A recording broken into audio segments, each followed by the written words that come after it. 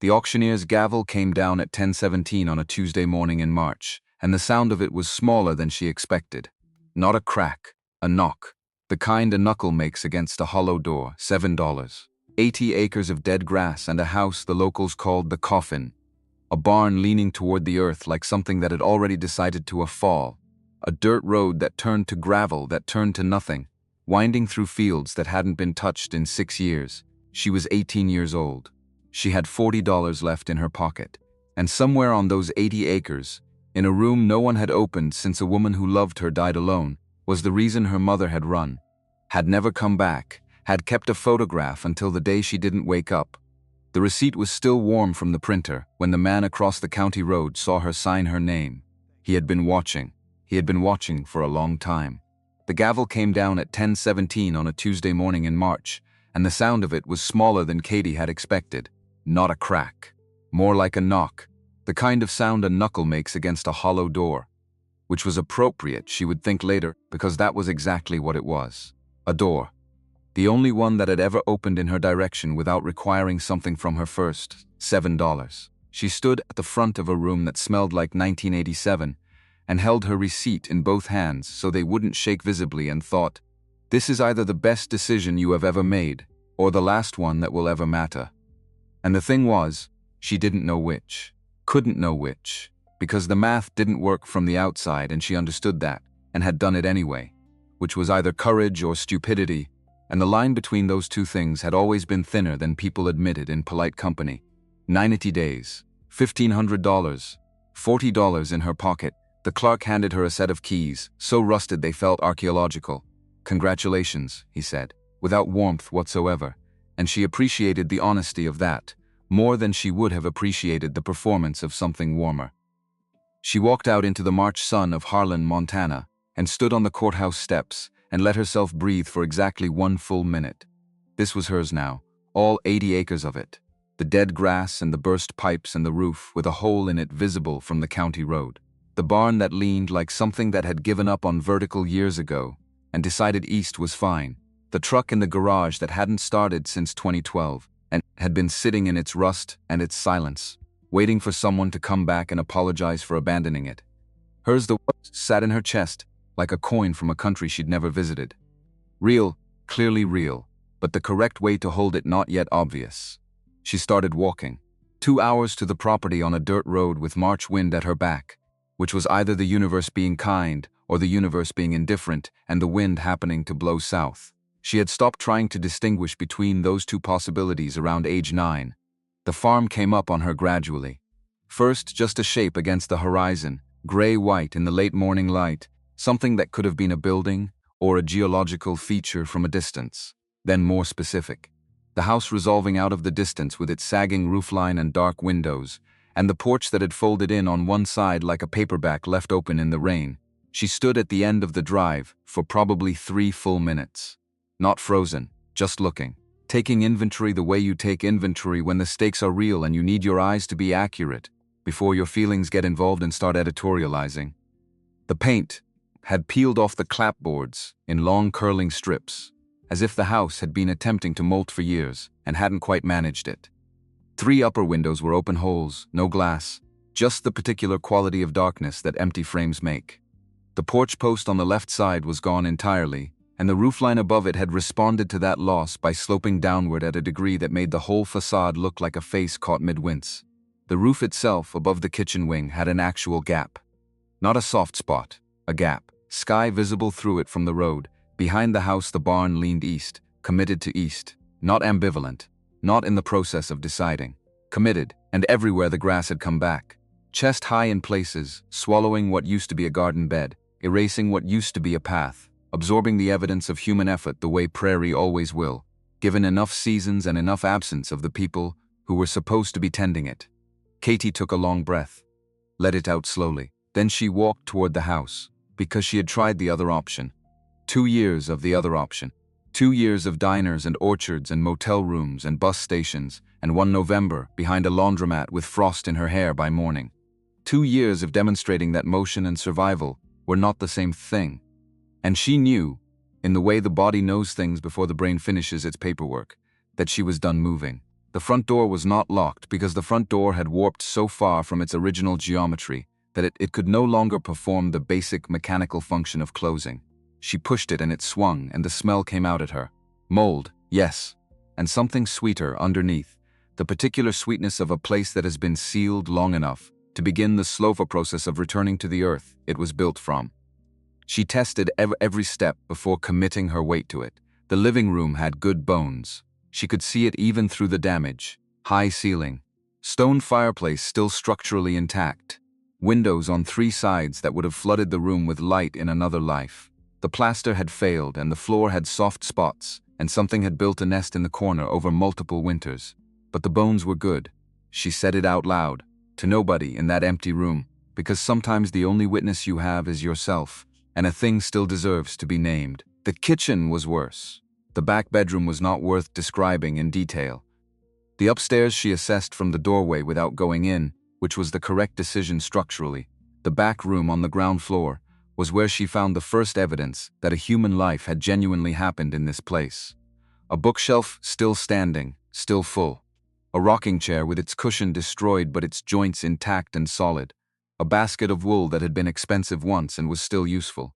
And photographs framed hung in a cluster on the wall.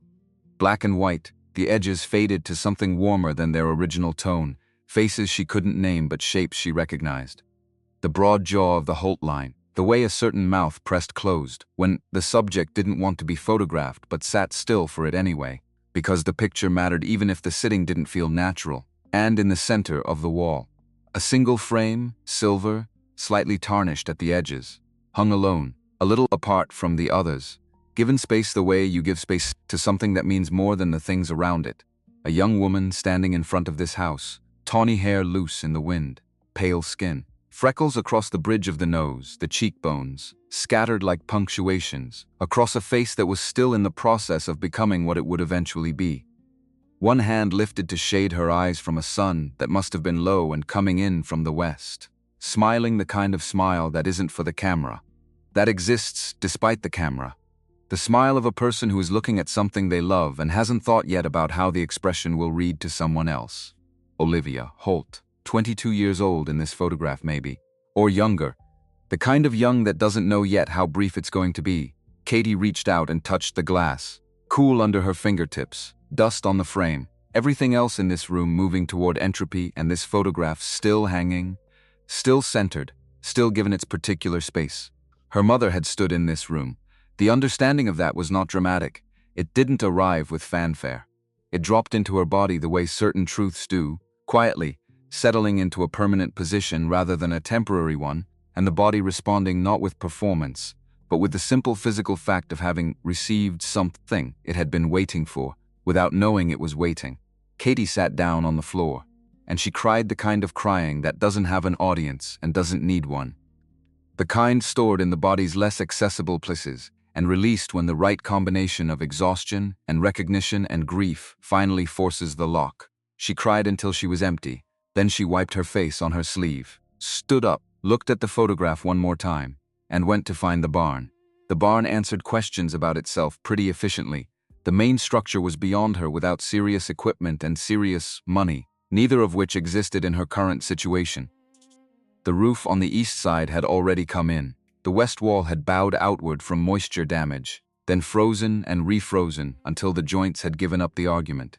You could see sky through multiple points in the remaining roof, and the smell inside was the smell of organic decomposition, hay and animal waste and wood returning slowly to what wood came from. The floor, though the floor was still there, planks warped and filthy but present. She walked it slowly, staying near the walls where the structure was most likely to hold weight, looking for something she couldn't have named precisely. Just some irregularity. Some place where the floor was different from itself. Some hint that the ground beneath had been shaped by intention rather than accident. She was in the second stall when her boot caught on something, a metal ring set into the floor. She had walked past it twice and taken it for a piece of broken hardware, which was the reasonable conclusion. Except that when she crouched down and brushed the grime away from the surrounding boards, the ring was not broken hardware. It was a handle, and the boards around it were cut in a pattern. A seam running the perimeter of a shape about 4 feet square, so faint under the accumulated filth that you would never see it unless you were looking for something to see. She pulled. Her arms burned. Her back objected formally. The hatch had not been opened in years, and the friction of swollen wood against wood was the friction of something that had settled into its position and had no interest in being disturbed, but it came, an inch. Two then, with a sound like a long exhale from something that had been holding its breath since 2012, the hatch lifted. The smell that came up from below was different from the barn smell above. Dry, cool, controlled. The smell of a place that had been maintained by someone who understood that certain things needed to last. Below, wooden stairs. Darkness. Her phone had 12% battery. She used the flashlight function and went down. The room below was 8 feet by 8. The walls were lined with shelving, and the shelves still held what had been placed on them. Canned goods, some of which she would spend an anxious hour researching online later to determine whether they were still viable. Tools wrapped in oiled cloth. Seed jars, sealed, labeled in a handwriting she didn't recognize yet but would come to know well. A lantern, matches in a waterproof container, a first aid kit, and on the small table against the far wall, a metal box. Katie sat on the bottom step and looked at the box for a moment before she opened it, because she understood that what was inside would change the shape of what came next, and of what had come before. And she needed one moment before that happened, one moment where the past was still unclear enough to be anything. Then she opened it. $1,100 in cash, mostly 20s and 10s, rubber banded in bundles, the rubber bands crumbling when she touched them. An amount calculated to be useful rather than extravagant. Enough to keep someone alive and working long enough to find their footing. A leather journal, its cover dark with age and use. 47 letters in individual envelopes, all addressed to Olivia Holt, all marked return to sender in the red ink of a postal system that had no way of knowing the address wasn't the problem, all in the same careful handwriting, the handwriting of a person who had decided that neatness was a form of respect, even when the recipient wasn't there to see it, and beneath the letters, tied with a ribbon that had once been pink and was now a color without an available name, 13 birthday cards, each one addressed to Katie. She opened the first one, the 5th birthday, hand-drawn flowers along the border, the petals slightly uneven in the way of someone who drew carefully rather than naturally, but drew anyway because the recipient deserved the effort regardless of whether the execution matched the intention. I don't know where you are. I don't know if you'll ever read this, but I made you a card because somewhere in the world you are turning 5 today, and someone should be marking that. She opened the next, the 6th birthday, the 7th. The 8th mentioned a hard winter and a new calf, and the particular quality of the light through the east window in February mornings, the way it made the kitchen floor look lit from underneath, as if the details of an ordinary day could cross the distance between an old woman and a granddaughter she'd never met. As if sharing what the light looked like that morning was a way of sharing the morning itself across the impossible gap between them. The 13th, the 15th, the 17th, and then the last one, the handwriting had changed. Still the same person, still recognizable, but the hand behind it had aged, had developed a slight tremor, had pressed harder in some places, as if trying to compensate for uncertainty by adding force. You are a woman now, old enough to find your way home. I have left everything for you, the money, the letters, the land. It is all waiting. Please come home. I don't have much time left, but I will hold on as long as I can. I love you. I have always loved you. 11 days. Richard Miller would tell her this later, and she would sit with it for a long time. Margaret Holt had lived exactly 11 days after writing those words. She had held on as long as she could. Katie sat in that underground room with the cards spread around her on the floor and the cash on the table and the journal in her lap. She didn't cry this time. She had used that up in the back room of the house. What she felt now was something harder and quieter. Something that had weight but no moisture. Something that was done forming and had set into its final shape. She opened the journal. She had not expected what she found. The journal was not a diary. There was nothing in it about loneliness or hope or the particular quality of February light. There was nothing soft in it at all. It was a record. Dates and names and observations. Conversations overheard at the feed store. License plates noted with make and model and time of day and which road. Property surveys copied by hand in the margins. Tax records. Photographs tucked between pages, taken through windows with a camera held very still against the glass. Photographs of trucks and men and gate meetings that were not supposed to be meetings at all. And everywhere, on page after page, the same name, Donald Thomas. She read until her phone died, and then she read by the lantern from the shelf, which still had oil in it, and lit on the third match. She kept reading after that through the first year of records. The second, the decade mark, passed it. Thomas at Margaret's gate in 1985, offering a number and a smile and the assumption that an aging woman on a working farm would be grateful for the liquidity. Margaret's notation. He smiled like I'd told him a joke. Thomas in 1989 with a higher number. This time he didn't get out of the truck. Just sat in the drive looking at the house for 11 minutes before leaving.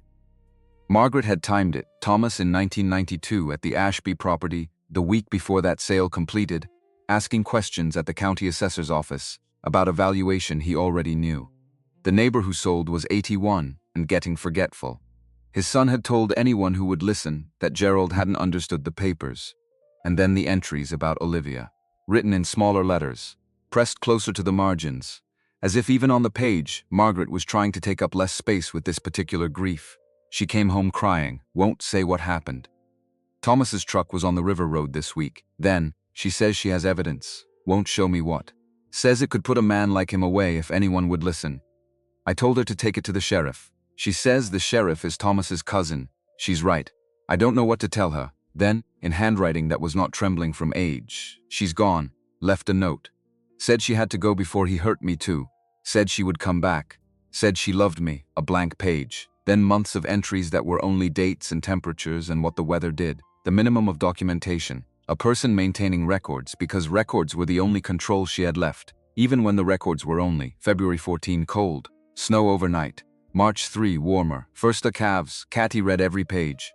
She climbed out of the hiding place when the lantern started to dim and stood in the ruined barn in the dark and looked up through the gap in the roof at a sky full of Montana stars, which were the densest and most matter-of-fact stars she had ever seen, stars that didn't perform their abundance but simply had it. The original homestead papers are with Richard. That was the last line of the journal, written in a hand that was failing and still somehow more deliberate than anything preceding it. Richard, just a first name, no surname, no address, but Margaret had left a path, deliberately, methodically, the cash to cover the taxes and keep someone alive long enough to follow the path, the journal to explain why, and somewhere in Harlan County, a man named Richard, who had been holding the final piece for long enough that he might have stopped expecting anyone to come for it. She slept in the truck that night, Margaret's Chevrolet, parked in the garage behind the house, rusted and dusty but dry inside, the seats cracked but not moldy, the engine didn't run. But the cab was shelter, and shelter was enough for the night. The next morning the library opened at 9 and she was at the door at 8:45. The librarian, whose name was Doris, and who appeared to staff both the library and the county clerk's office, depending on what the hour required, looked at Katie's request without visible surprise.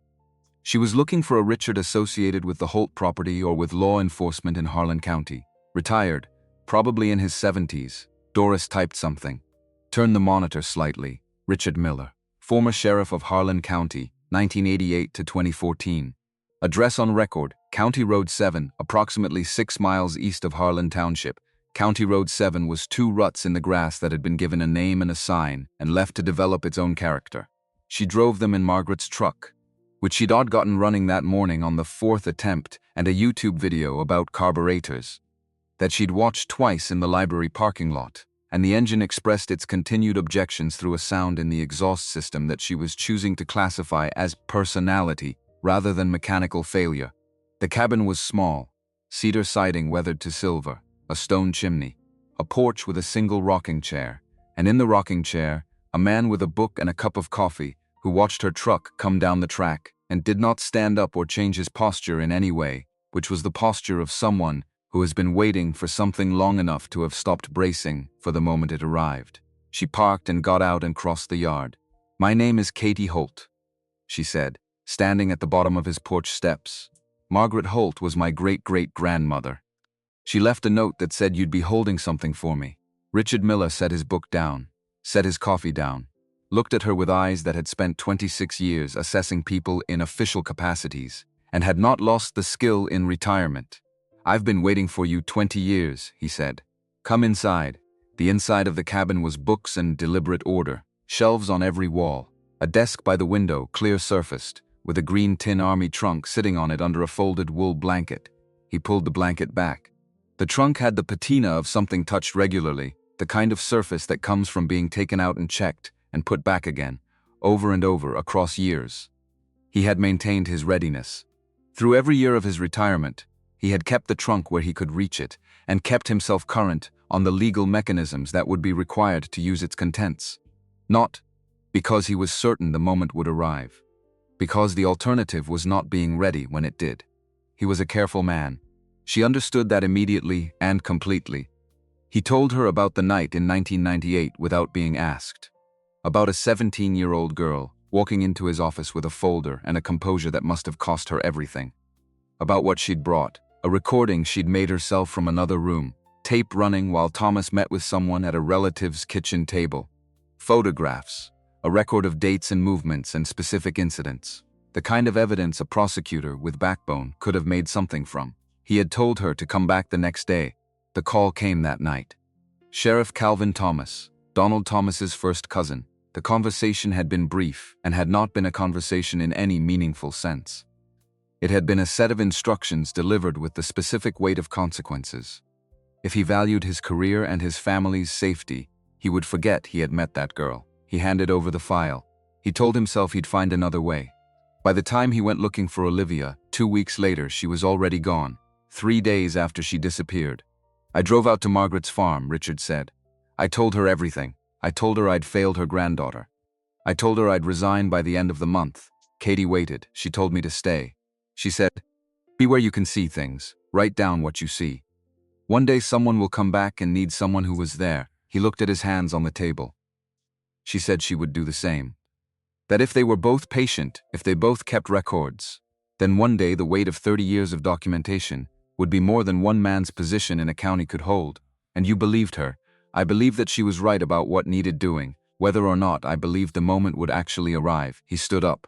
I stayed until 2014. Retired at 70. Walked out of that office with everything I'd kept and brought it here. He opened the trunk. Inside, folders, dozens of them, dense with paper and organized by year.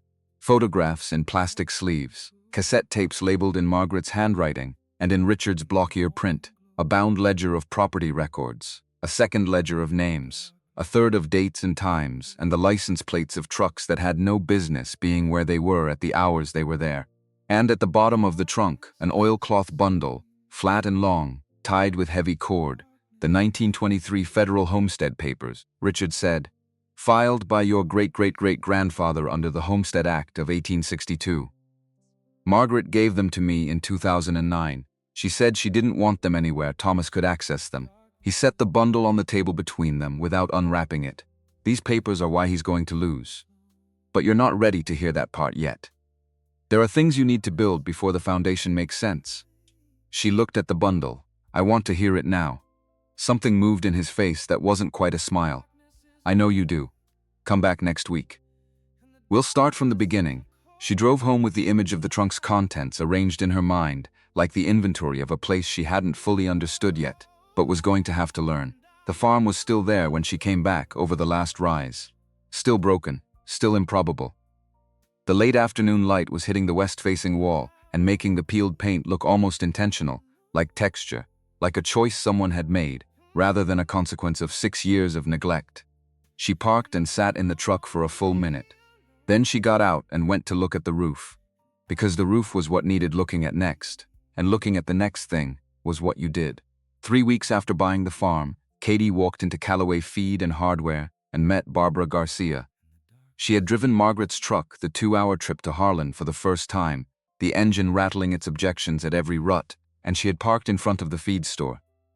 Because it was the kind of store that would have nails and tar paper and possibly the willingness to discuss payment arrangements with someone who had $17 and a very specific situation. The bell above the door announced her arrival. The woman behind the counter did not look up immediately, which gave Katie 4 full seconds to take her in before the assessment began going the other direction. 71 years old, maybe. White hair cut close to the skull with the no-nonsense of someone who had decided long ago that hair was a resource, not a performance. Hands on the counter that looked like they'd been carved from something organic and left to cure for a decade. Pale blue eyes that, when they finally came up from the ledger, landed on Katie with the specific quality of a weather instrument. "You're the one who bought the Holt place." Not a question. "Yes, ma'am, how much?" $7. Something moved in Barbara Garcia's face. Not surprise, which would have been the wrong instrument for this. Something more like a lock turning over after a long time in the same position. "You know Margaret Holt. She was my great-great-grandmother. I found out 3 days ago when I found her records at the county library. I drove straight here." The silence that followed had weight.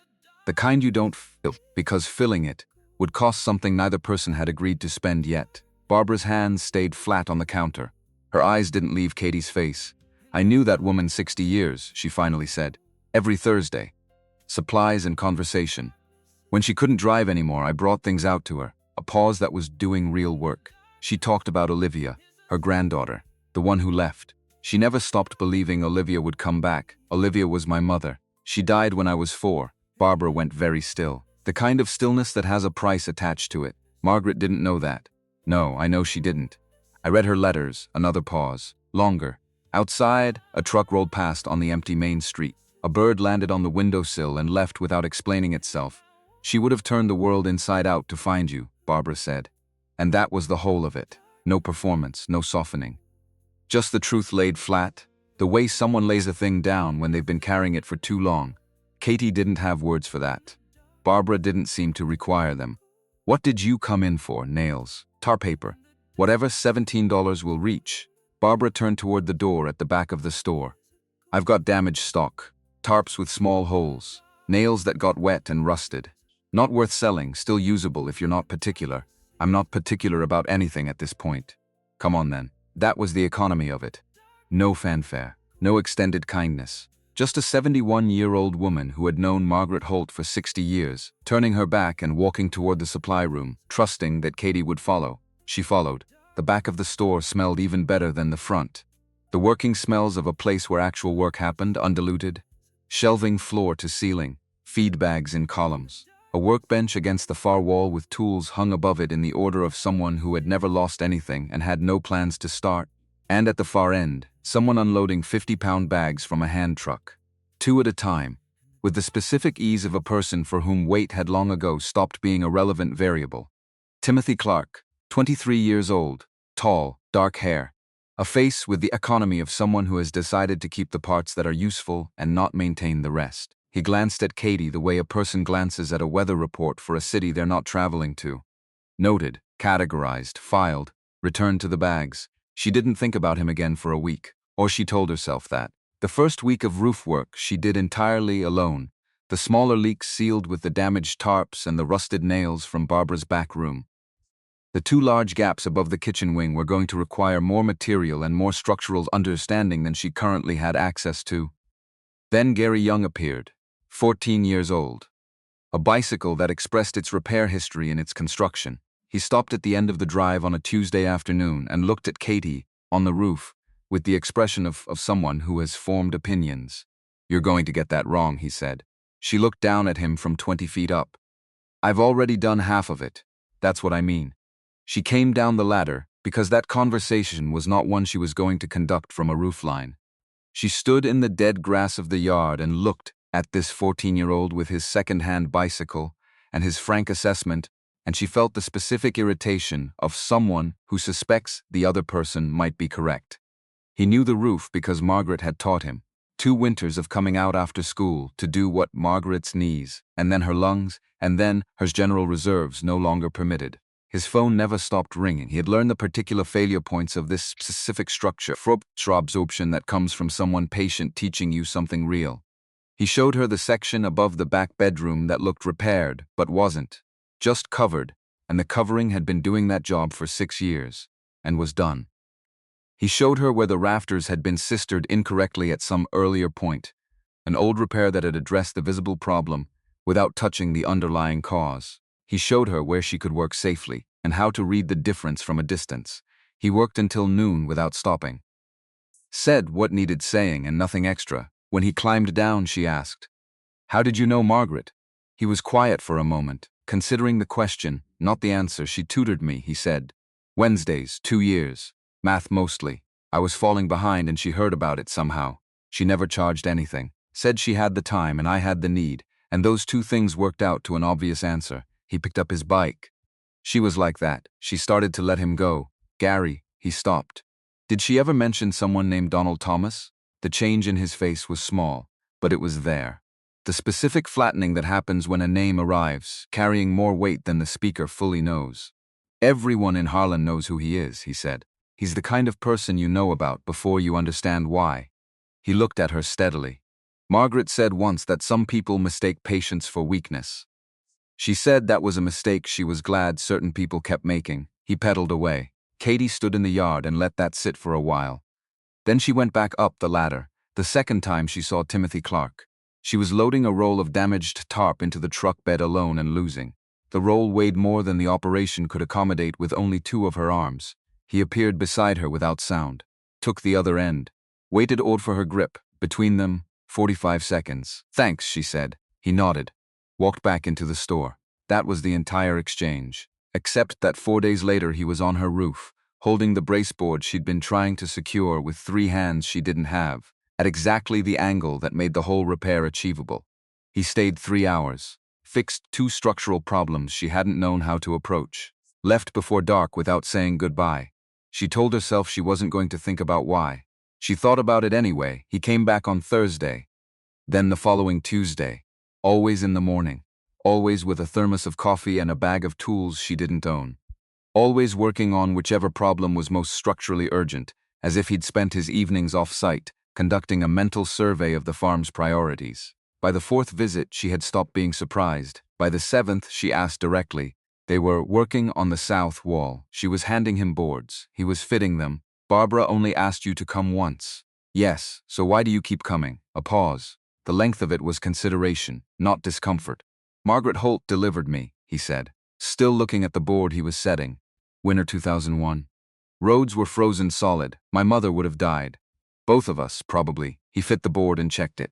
I've known that my whole life. But there was never anyone to pay it back to. She waited. Debts don't expire just because the person does. She didn't say anything, because what words would have been correct? She handed him the next board, and he fitted it without looking. And they worked in silence for another hour, and the wall, when they finished, was the most solid thing on the property. April turned the grass green at the tips, tentatively not committing to the full declaration yet. The days got longer. The rhythm of repair became something her body knew, and she started reading the house's structural needs the way she'd learned to read bus schedules in Lincoln and shelter intake procedures in Cheyenne. Fluently and without conscious effort, she drove to Richard's cabin on a Tuesday morning in late April, with the journal and a page of questions she'd written out by hand and then not consulted again because she knew them well enough. He told her about the Homestead Clause over coffee, the Homestead Act of 1862, the trust addendum attached to certain early 20th century claims, written directly into the original federal filing. Any transfer of the land outside the direct bloodline required federal review and approval. Not county approval, federal, a different jurisdiction entirely, one that Calvin Thomas's influence could not reach. The Theodore transfer in 1998, Richard said. The strip of land he sold Thomas for $200, the strip that controls your access road. Under this clause, that transfer was void the day it was signed. It was never legally Thomas's. Everything he's built using that access in 30 years. He's built on nothing, Katie said. He's built on what everyone believed was solid because nobody checked the federal filing. Nobody had reason to check a 100-year-old homestead claim on land that had never changed hands. He looked at her steadily until someone had every reason to. When did Margaret find out? Early 1990s. She consulted a lawyer in Billings, privately, someone she'd trusted for years. The lawyer confirmed what she suspected. And then Margaret put these papers in this trunk and told me to hold them, and told me to tell no one. Not even to imply she knew. He folded his hands on the table. Because she wanted Thomas to spend 30 more years building on that foundation. She wanted the structure to be as large and as complete as possible before anyone pulled it. Katie looked at the oilcloth bundle. She couldn't have known she'd have 30 more years. She had 14 from that point. She died in 2012. His voice was even. But she prepared as if the time might be longer. She made the best plan she could and she executed it without knowing whether she'd live to see it matter. A pause. I think she understood that possibility. I think she made her peace with it. The cottonwoods along the river outside the window had put out their first leaves, small and pale green, the tentative green of something that wasn't sure yet how much trust to extend to spring.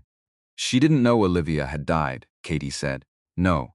She went to her grave believing Olivia might still come back, that whoever came might be Olivia herself. Something tightened in Katie's chest and released, the way things do when a truth drops into its permanent position. Then I'll do what Olivia would have done, she said, if she'd made it back. Richard looked at her for a long moment.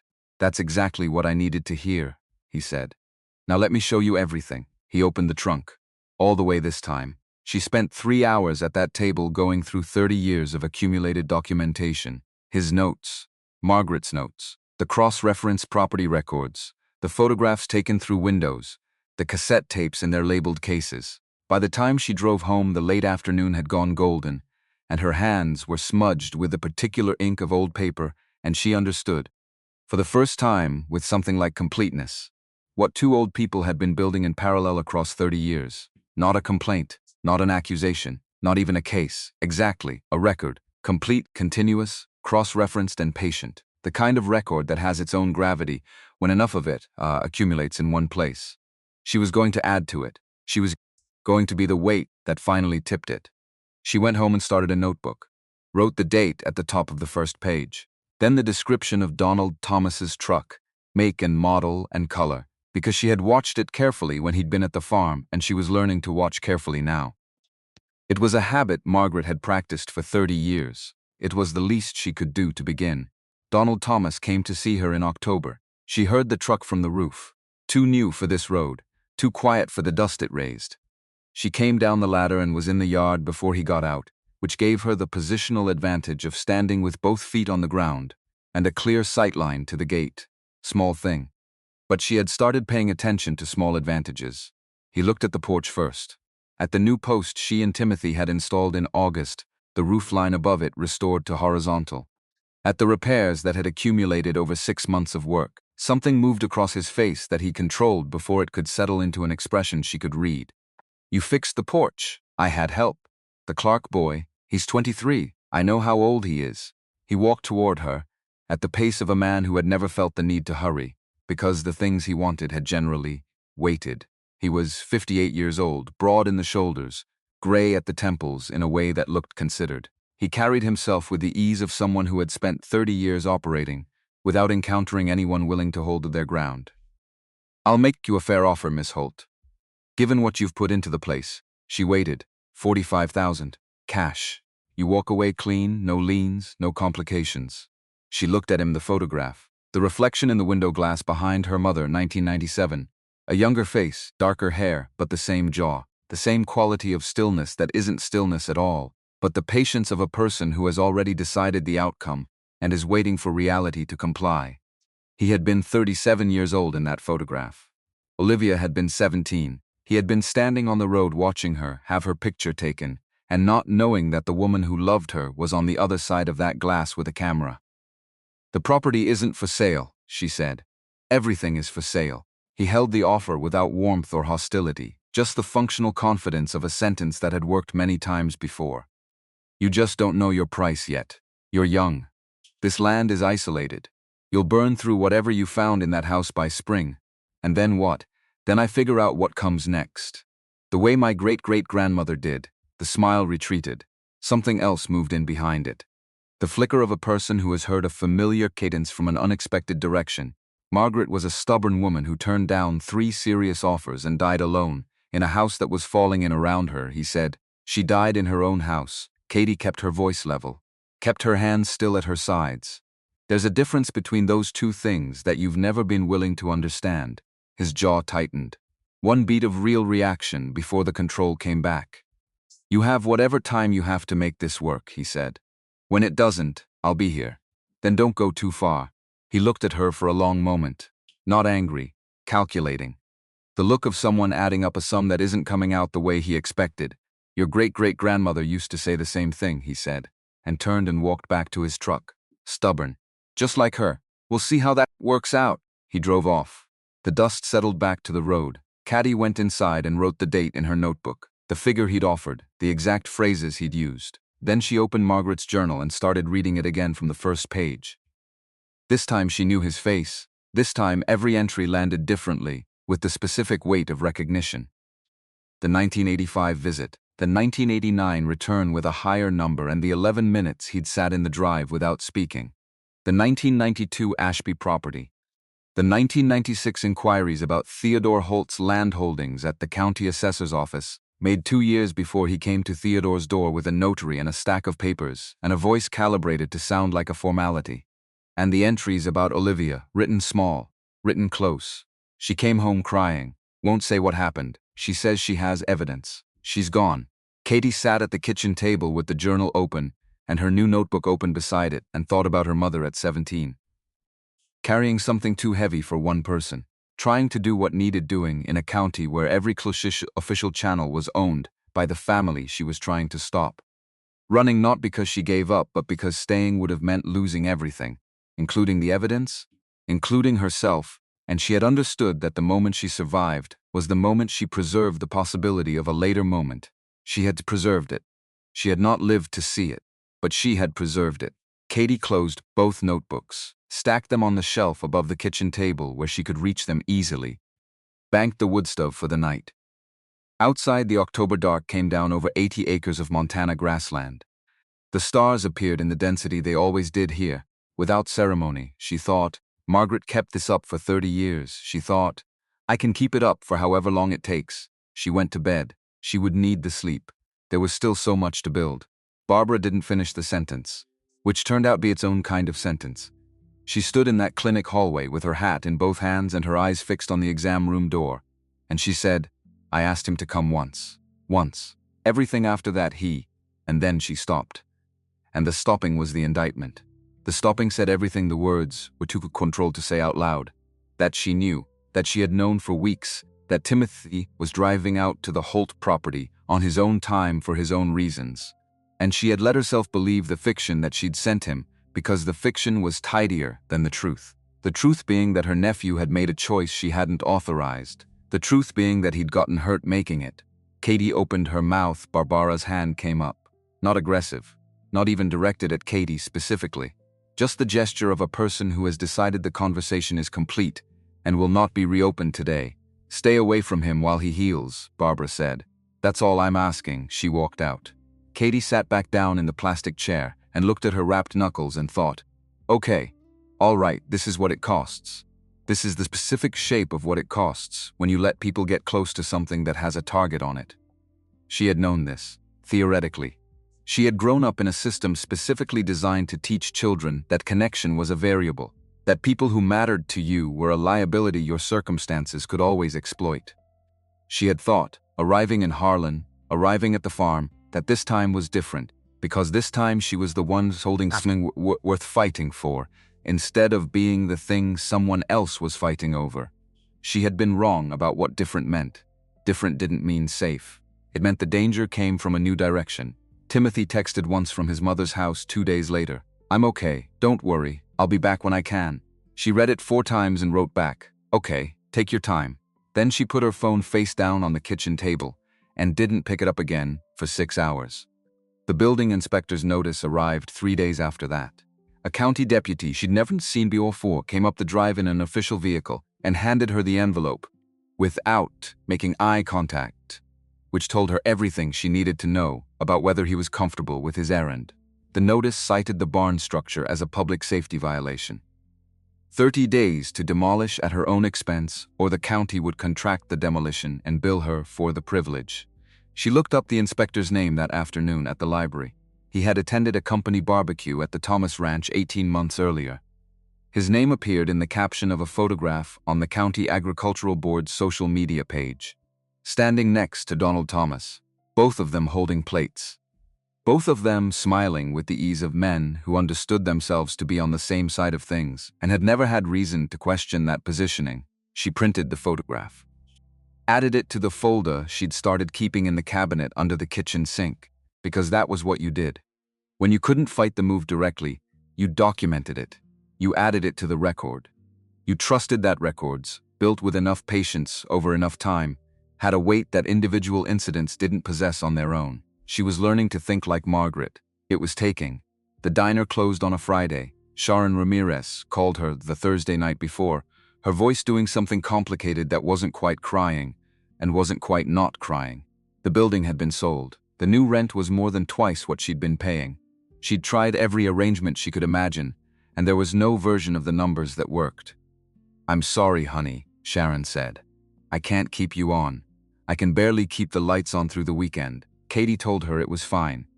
It wasn't fine, but it was also not Sharon's fault, and Sharon, knowing it wasn't fine, wouldn't change anything except Sharon's state of mind, which was already doing enough difficult things without guilt added to the pile.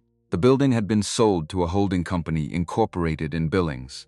She found the registration that same Thursday night at the county recorder's online database.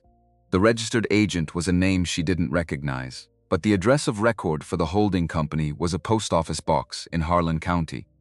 And that same post office box appeared in 3 other property documents she'd located during her research into the Thomas family's land holdings over the previous 2 months. She added that to the folder under the kitchen sink. What she had now was no job, no income, 22 days remaining before her original 90-day window would have expired if she hadn't cleared the taxes, and a growing file of documented pressure that she couldn't yet act on because the documentation was evidence of a pattern.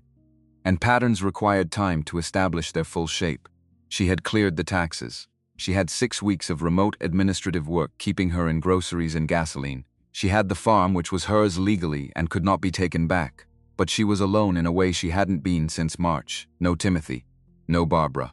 No Sharon, just a house she was still repairing, a journal she'd read 4 times, a folder under the kitchen sink, and Richard Miller 6 miles east with a trunk full of 30 years of careful preparation. She drove to Richard's cabin the following morning. He was not surprised by any of it. She'd noticed this about him, that nothing she brought him seemed to exceed his capacity for calm reception. Not because he was indifferent, because he had been expecting, at some level, exactly this sequence. He had watched Donald Thomas work for 26 years. The playbook was legible to him the way a familiar text is legible, not word by word, but in patterns, in structures, in the grammar of how a certain kind of pressure gets applied to certain kinds of situations. "He's compressing," Richard said. "He wants you financially stressed and socially isolated. If you're desperate enough, you'll take a number. Any number. What number is he going to offer?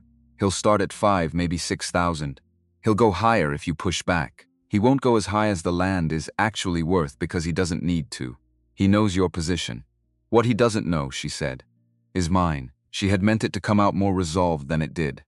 It came out with a slight tentativeness that was honest, and Richard was the kind of person who valued honesty over the performance of confidence. "No," he agreed. "He doesn't know yours, and that asymmetry is the most important thing in this situation right now." He got up and poured more coffee and set hers closer to her. "He's done this to people who had less than you have. They had the land and the will to keep it and not much else. You have the land, the will, and 30 years of someone else's preparation that he has no idea exists. I still need income, yes, you do." He sat back down. "Let me think about that."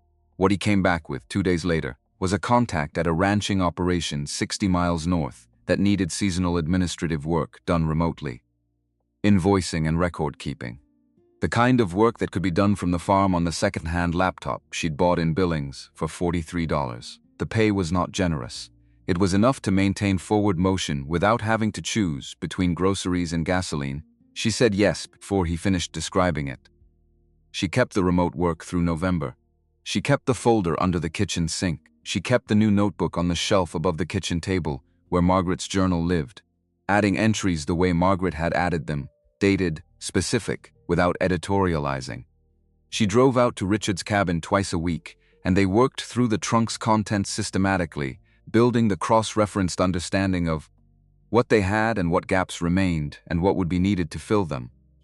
It was in early November, going through a section of Richard's files she hadn't reached before, that she found the Wyoming folder. The Wyoming folder was thinner than the Harlan County materials, more tentative.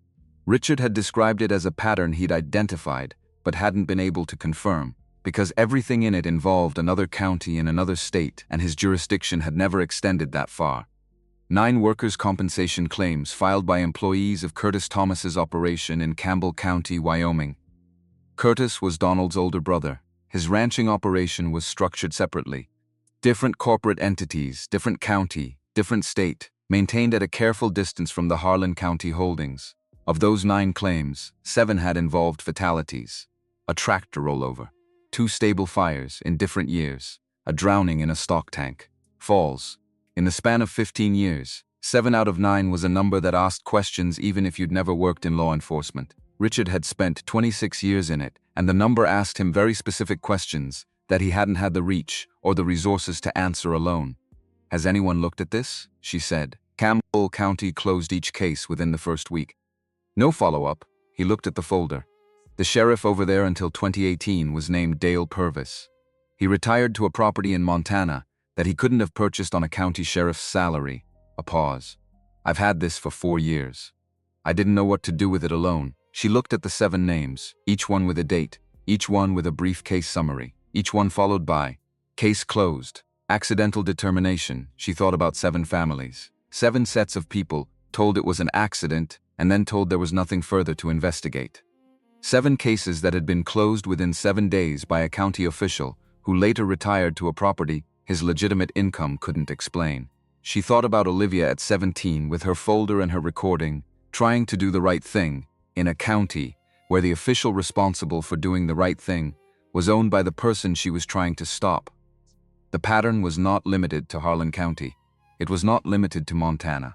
It was a methodology refined over decades, applied wherever the Thomas family operated, and it had been working without interruption for 15 years in Wyoming. Because nobody had connected the Wyoming incidents to the Harlan County history, and nobody had connected either of those to the federal question of the Homestead Trust Clause. "Until now, we need someone to connect it," she said. "We need 3 things," Richard said.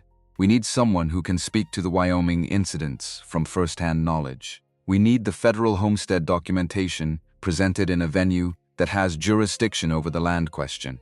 And we need enough of the Harlan County pattern documented and witnessed to establish that what happened to Olivia in 1998 was not an isolated incident, but part of a deliberate and ongoing practice. The third one we have, the third one we're close to having. The second one we have." He looked at her. "The first one is what we're missing." She drove home in the early dark of a November evening thinking about the shape of what was missing. A person with direct knowledge of the Wyoming incidents. Someone who had been there, or close to there, or had spent years trying to connect the same dots from the inside. She didn't know yet that the answer was going to drive itself up her road on Christmas Eve in a Honda Civic with 2 children in the back seat. And a woman had been running for 3 years with exactly that knowledge folded into the bottom of a bag under her kids' spare clothes. She didn't know yet that the blizzard was going to bring her what she needed. But that was still 6 weeks away. And 6 weeks in November and December in Montana was its own kind of endurance. She banked the wood stove. She ate dinner.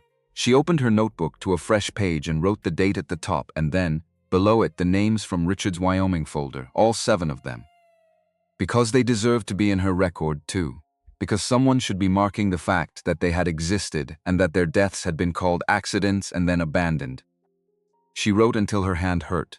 Then she closed the notebook and went to bed. The fire attempt happened on a Tuesday night, in the first week of November, when the temperature had dropped to 10 below and the snow on the ground had crusted to something that crunched like broken glass underfoot at every step. Katie had been at the kitchen table, going through a section of property records when she heard the sound from the direction of the barn. Not loud, not the sound of someone who wanted to be heard. The sound of very careful movement, the kind of care that means precision matters, that something is being applied deliberately to a surface. She was at the kitchen window. Before she'd consciously decided to move there, the figure was at the barn's south wall, moving slowly along the base of it, covering the same ground twice, with a specific and methodical attention that was not the attention of someone who had stumbled onto the property. A flashlight in one hand. Something else in the other, heavy, carried at the end of his arm like a full container. The smell reached her through the poorly fitted window frame before she'd finished processing what she was seeing. Gasoline. The next 30 seconds had the quality of time that moves differently under specific conditions.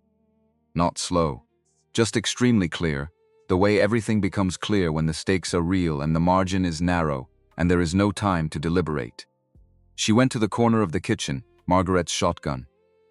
A Stevens 12 gauge from 1962. kept there because it had always been kept there, in the corner beside the woodpile, where a person reaching for it in the dark would find it without needing light. She had loaded it for the first time 10 days earlier, after watching a tutorial twice and then practicing the motion without shells until it was mechanical. Not because she'd known this was coming, because she was learning to prepare for things before she needed to rather than after. 2 shells. The action closed. She went out the back door. No boots. The snow entered her awareness as a fact, but not as a priority. The cold was a knife at every breath, and the snow under her bare feet was a detail she was filing for later consideration, and later consideration would have to wait. She came around the corner of the barn. He had the lighter out. Silva catching the moonlight. Chrome Zippo. The kind that lasted decades if you maintained it. His thumb on the wheel. She racked the slide. The sound of a shotgun action in cold night air is one of those sounds that doesn't need translation. It communicates its meaning directly to the nervous system, bypassing language entirely. He froze. Drop it. The lighter hit the snow. The small flame he'd started, already struggling in the wind, died. He turned slowly. Ski mask. Eyes visible, white and wide. The eyes of a person who had arrived confident about this errand and was now conducting a rapid revision of his assessment of how it was going to end. "Pick it up," Katie said. "Throw it to me." "Then run." He hesitated. She looked at him over the barrel and understood, in a way she hoped translated through whatever of her face he could see in the dark, that she was not performing any part of this moment. She was a 19-year-old woman who had slept in a truck in Montana in March and had walked into an auction with $7 and had chosen this piece of ground and everything it represented, and there was no version of tonight where she backed away from the edge of it. He picked up the lighter, threw it underhand. She caught it. He ran, stumbled in the deep snow, found his footing, disappeared across the field toward whatever vehicle he'd left at the county road. The sound of an engine starting, faint and distant, then gone. She stood in the snow with her feet going numb and the lighter in one hand and the shotgun in the other, and she let him go. Because she had something better than the satisfaction of stopping him. She had evidence. She brought it inside and stood at the kitchen table and held it under the light Chrome Zippo. Good condition. The kind of lighter that gets maintained because the person who carries it paid attention to small things. Engraved on the side in the looping script of a cattle brand. Crane Farm Co., the name from the diner building registration. The holding company that appeared in 3 separate Thomas property documents. The post office box in Harlan County. The entity that had purchased the building, Sharon, had rented and then raised the rent until she couldn't breathe. This lighter, dropped in the snow outside her barn by a man with a can of gasoline, was not just evidence of an arson attempt. It was a thread connecting the person who had tried to burn down her barn to the entity that had cost Sharon her business, and both of those to the man who had stood in her yard in October and offered her $45,000 to disappear. She put the lighter in a Ziploc bag from the kitchen drawer, put the bag in the metal box from the hiding place, put the metal box back in the floor cabinet where she kept things that needed to be kept. Then she went to bed, didn't sleep, but went to bed. She drove to Richard's cabin before sunrise and laid the lighter in the bag on his table. He turned it over, held it to the window light. "Set it down, the entity name," she said. "Crane Farm Co. It's in 3 of the documents we found for his holdings. The diner building, 2 others. I know the name." His voice had the particular careful quality it got when something fit a slot he'd been holding empty. He's used it as a shell since the early 2000s. Purchases he didn't want directly attached to Thomas Land Holdings as the named entity. He looked at the lighter. The man who carried this is not Thomas himself. He hired this out. He'll deny knowing the person, but the lighter connects the hiring to the entity. The lighter connects the entity to the location and the act. Combined with the timeline of his visits and his offers, and the building purchase and the barn inspection, he picked it up again. It's a thread, and threads, pulled carefully enough, unravel things. He set it back down on the table. "There's something else," he said. He went to the trunk. Not for the oilcloth bundle, for a folder she hadn't seen before, from the back of the second row, thicker than its neighbors. He set it on the table and opened it. Property records, but from Wyoming. Campbell County, Sheridan County. Workers' compensation filings, insurance documents, and on one of the insurance documents, in the co-insured party field, a name she recognized. Crane Farm Co. Stephanie would find this thread 3 weeks later, sitting at Richard's kitchen table with her own notebooks open. She would look up from the Campbell County document and look at Katie and say, "That's the same entity name." and the room would go very quiet with the specific quality of pieces connecting across a distance that had seemed, until that moment, too great to bridge. But that was 3 weeks later, 6 weeks before Christmas. And first there was the blizzard to get through. The weather service had been discussing the incoming storm for a week. 20 inches possible, they said, which in Montana meant you planned for 30 and counted yourself fortunate if it landed at 15. Katie had laid in firewood until the stack against the east wall of the house was as high as she could reach. She had filled every container she owned with water. She had checked the wood stove twice and the roof patches 3 times, and she was, by any reasonable measure, as prepared as a person alone on an 80-acre farm with limited resources could be, which was the story of everything, lately. Prepared within the limits of what prepared was possible to be. She was at the kitchen table at 11 on the night of December 24th, with Margaret's journal open and her own notebook beside it when the headlights appeared at the end of the drive. Moving wrong. Too fast for the conditions. Swinging wide on the curve, where the road bent north before straightening toward the house. The kind of swing that meant the driver either didn't know the road, or had lost the road, or was past the point where they had enough control to stay on it, regardless of knowing it. She watched through the kitchen window as the car lost the surface entirely on the ice and came to a stop in the shallow ditch at the property line. Rear wheels throwing snow in a useless spray. Honda Civic. Exactly the wrong vehicle for this road in these conditions. The kind of car a person drives when they're traveling toward something that matters more than the logistics of the journey and has stopped thinking about the logistics. She put on every layer she owned, took the lantern from the windowsill where she'd started keeping it in December, lit it, and went out into weather that had opinions. The wind expressed those opinions continuously and at volume. She made the 100 yards to the car by leaning into it and refusing to stop, which was the only technique available. The lantern threw a circle of light that the blowing snow ate before it could do much. But it was better than nothing, and nothing was the only alternative. She knocked on the driver's window. The face that appeared on the other side of the glass was pale with cold and dark-eyed and frightened in the specific way of a person who has used up their margin of error and is aware of it. The window went down 2 inches. "My children," the voice was a woman's. Tight with cold and something else, the particular tightness of someone holding themselves together by force of will.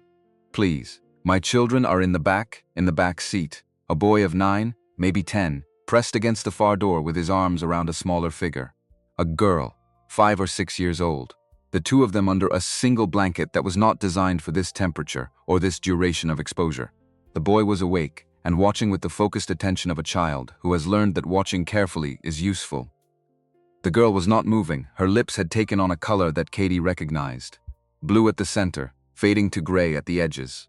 A color that meant she needed to be warmer inside the next few minutes, not the next half hour. Caddy got the door open, got the woman standing, got her moving toward the house, then went back for the children. She carried the girl, who was small enough and cold enough that she didn't protest being carried, didn't respond much to anything, which was the part that meant moving faster than the snow, and the wind wanted to allow. The boy walked beside her with her hand on his shoulder, steady and quiet in a way that seemed older than his age. She got them inside. She got the door closed on the blizzard, which had been making arguments about this from the beginning, and was not finished making them even after the door was shut. What followed was 2 hours of the most focused work she'd done since the morning she'd gone down the barn stairs into the underground room. She had read Margaret's entries about hypothermia, not as research, just as part of reading everything, because everything in the journal had seemed worth understanding, including the sections where Margaret described her years as a county midwife, the difficult births and the agricultural accidents, and the particular challenges of treating people in Montana winters, when the nearest hospital was an hour away on a good road. Do not rewarm too fast. The cold blood returning to the heart too quickly can stop it. You use body heat because it is slower than any external source, and slower is what keeps people alive. She got the woman out of her wet outer layers, got her into dry things from the back room closet, got her into the bed with the girl held against her bare skin under 3 layers of blanket. Skin to skin, the oldest and most reliable method. She made broth from a can and made the woman drink it before she felt ready to, which required persistence. She heated water and sealed it in a jar and placed it near the girl's feet. She talked while she worked. Not comfort talk. Information. Here is what we're doing and here is why. Because a person in crisis is better served by understanding than by reassurance, and this woman had the look of someone who had been making hard decisions for long enough to prefer information to sentiment. The boy sat by the wood stove and watched everything and said nothing. His name was Finn. He told her this when she asked, in a voice that was steady in the specific way of a child who has learned to be steady because the people around him needed someone to be. His sister's name was Hazel. Around 4 in the morning, Hazel made a sound. Small, not quite a cry, but the woman heard it from the edge of sleep and came fully awake and pulled the girl closer. And the sound the woman made then was also small, not quite a cry, the sound of a body processing relief that the mind is still catching up to. "She's okay," Katie said. "She's going to be okay." The woman held her daughter and didn't say anything for a long time. In the morning, after Finn and Hazel had eaten and fallen asleep on the couch under a pile of blankets and quilts from the back room, the woman sat at the kitchen table with her hands around a mug and looked at Katie with the eyes of someone who has used up their reserves of pretending. Her name was Stephanie Harris, 36 years old. She had been driving from Idaho toward a job in North Dakota, she said. But that was the surface of it, the practical explanation, and they both understood from the quality of the silence that followed it that the surface was not the whole story. "Where were you actually going?" Katie said. Stephanie looked at her mug. "Bismarck, FBI field office. I have materials I've been trying to get to someone with federal jurisdiction for 8 months. A pause. I kept going to state and county offices and kept getting told there was nothing actionable, or the cases were closed, or the incidents happened in another jurisdiction. I finally got an email response from an agent in Bismarck who told me to come in person. What materials?" Stephanie set the mug down, looked at the window where the storm was still pressing its case against the glass. "My husband died in 2014, she said.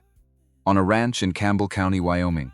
They called it an accident. A fire in the bunkhouse, bad wiring. He was the only one who didn't get out. No one else was hurt." She looked at Katie. "The ranch belonged to Curtis Thomas, Donald Thomas's older brother." The kitchen went very quiet. "I kept a notebook after Daniel died," Stephanie continued. "I started writing down everything I could find. Every name connected to the Thomas family operations, every incident. Every man who died in a way that got called accidental and then stopped being looked at. I worked as a courthouse filing clerk in Campbell County for 2 years after Daniel died. People don't pay attention to the person doing the filing." A pause. "I have 9 names, 15 years. Not one of them was investigated past the first week. 9 names, the exact number in Richard's Wyoming folder." Katie looked at this woman who had been running for 3 years, with that knowledge in the bottom of her bag, trying to reach a jurisdiction that couldn't be owned by the family she was trying to stop, and who had slid off the road in a Montana blizzard, and ended up at the one farm in Harlan County, where someone was sitting up past midnight reading a journal full of 30 years of the same kind of careful documentation. "Don't go to Bismarck," Katie said. Stephanie looked at her. "Stay here, you and your kids. As long as you need to." She held her gaze. "There's a man 6 miles east of here. He was sheriff of this county for 26 years. He has a trunk full of documents going back to 1985 that your notebooks are the missing piece of." She waited. "He's been waiting for someone to bring him the rest of the picture." Stephanie was quiet for a long time. Outside, the blizzard was making its arguments against every surface of the house simultaneously. The wood stove ticked steadily. Hazel made a small sound in her sleep from the other room and was quiet again. "I've been driving for 3 years, Stephanie said finally, trying to find somewhere that wasn't theirs. "This place isn't theirs," Katie said. "I paid $7 for it and it's mine, and they've been trying to get it back since March and they haven't managed it yet." Something shifted in Stephanie's face. The specific shift of a person who has been holding tension in place for so long that releasing any part of it is a physical event. "Okay," she said quietly. Just that, Katie got up and added wood to the stove.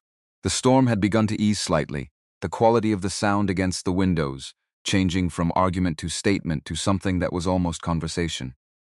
She thought about the lantern she'd put in the window in December, the first week after she'd understood that the road out front was dark in a way that people coming from the north didn't anticipate. A light in a window was the most basic possible offer. Someone is here. You're not lost. There is a place. She hadn't planned for this, but she had left the light on. And the light had done what lights do. They drove out to Richard's cabin 2 days after Christmas. Stephanie sat in the passenger seat, with her 3 composition notebooks on her lap, and the particular composure of someone who has been running so long that sitting still requires the same kind of effort that running used to. Finn was in the back seat looking out the window at the snow-covered fields, with the focused attention he brought to everything. Hazel was asleep against his shoulder. Richard was on the porch. Of course he was. He watched them get out of the truck and he stood up from the rocking chair and waited, which was not something he always did when Katie arrived alone. Standing was a different reception. Standing was for something that had changed the situation. Katie introduced them at the bottom of the porch steps. She told him who Stephanie was. She told him what was in the notebooks. She watched his face while she talked, and his face stayed with the controlled stillness it always maintained. But his hands, which he'd put in his jacket pockets when he stood up, tightened slightly at what she said about the 9 names. "Come in," he said. "All of you. Inside." Finn sat at the edge of the room with Hazel on his lap, quiet and watching with the self-contained patience of a child who has learned to take up exactly the space he's given and no more. Stephanie set her notebooks on the table. Richard sat down across from them and opened the first one. He read all 3 without stopping, an hour and 20 minutes. His right hand stayed on the table beside the notebooks, and Katie watched his knuckles go pale incrementally as he moved through the pages. When he finished, he set the last notebook down and looked at Stephanie. "This is what I didn't have," he said. "I had the Wyoming deaths as a pattern. I didn't have the connections between the incidents. The contractor names that appear in multiple files. The insurance adjusters who show up in 3 separate cases across 2 incidents. The county official who appears in capacities that don't have an obvious explanation." Stephanie looked at the notebooks. "I worked at that courthouse for 2 years. Nobody pays attention to the person doing the filing. They leave things on the copier. They have conversations in front of you because you're furniture to them. How long have you been carrying this alone?" 3 years. A pause. "Daniel always said I was too detail-oriented, that I saw connections that weren't there." She met Richard's eyes. "Turns out that was the most useful thing about me." Richard was quiet for a moment. "No," he said. "What's useful is that you kept going for 3 years with no reason to believe it would lead anywhere." He closed the top notebook. "Both things are necessary. The second is rarer." He got up, went to the trunk, came back with the Wyoming folder Katie had found 6 weeks earlier, and set it on the table beside Stephanie's notebooks. Stephanie looked at it, then looked at Richard. "You already had this. I had the pattern without the connections. You have the connections without the full Harlan County context." He looked at them both. "Together, it's something different from either piece alone." Stephanie opened the folder. She was cross-referencing dates against her notebook entries when she stopped. Set her pen down. "The holding company name," she said. "Crane Farm Co." She pointed to a line in the Campbell County insurance document. "It's listed here as a co-insured party on the policy that covered the bunkhouse fire. The one where Daniel died." She looked at Katie. "That's the same entity name as your lighter." The room went quiet with the specific quality of things connecting across a distance that had seemed, until that moment, unbridgeable. Because if the entity named on the lighter found in the snow outside Katie's barn was co-insured on the Wyoming policy that covered a fatal fire in Campbell County, this was not 2 parallel patterns. This was one pattern operating across state lines, across decades, across the gap between a barn in Montana and a bunkhouse in Wyoming. And the thread connecting them had been sitting in a Ziploc bag in a metal box under Katie's kitchen floor for 6 weeks, waiting for someone to bring the other end of it into the same room. Richard got up and went to his desk and came back with a legal pad. He wrote for 40 minutes without stopping. He mapped the connections, the jurisdictional questions in the margins, the sequence in which things needed to move to make the structure hold under scrutiny.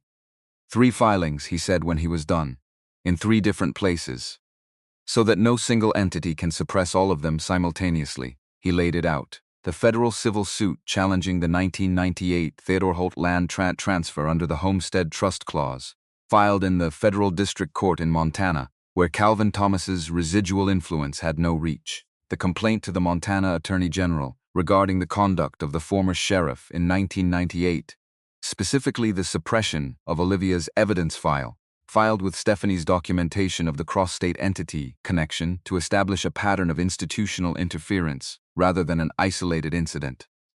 And the third filing, the FBI field office in Salt Lake City, which had jurisdiction over both Montana and Wyoming, containing Stephanie's notebooks and Rich's files and the sworn statements they were going to spend the next 4 weeks collecting. Salt Lake City, Stephanie said, regional office, jurisdiction over both states. The agent who responded to your email was from Bismarck, which is the North Dakota office. Salt Lake is the right venue for what we're bringing them. Stephanie looked at her notebooks on the table. 3 years of running with those notebooks at the bottom of a bag. 3 states. Every county office telling her the same version of the same thing. Closed, not actionable, different jurisdiction, not ours. How long? Katie said. The civil filing will move fastest.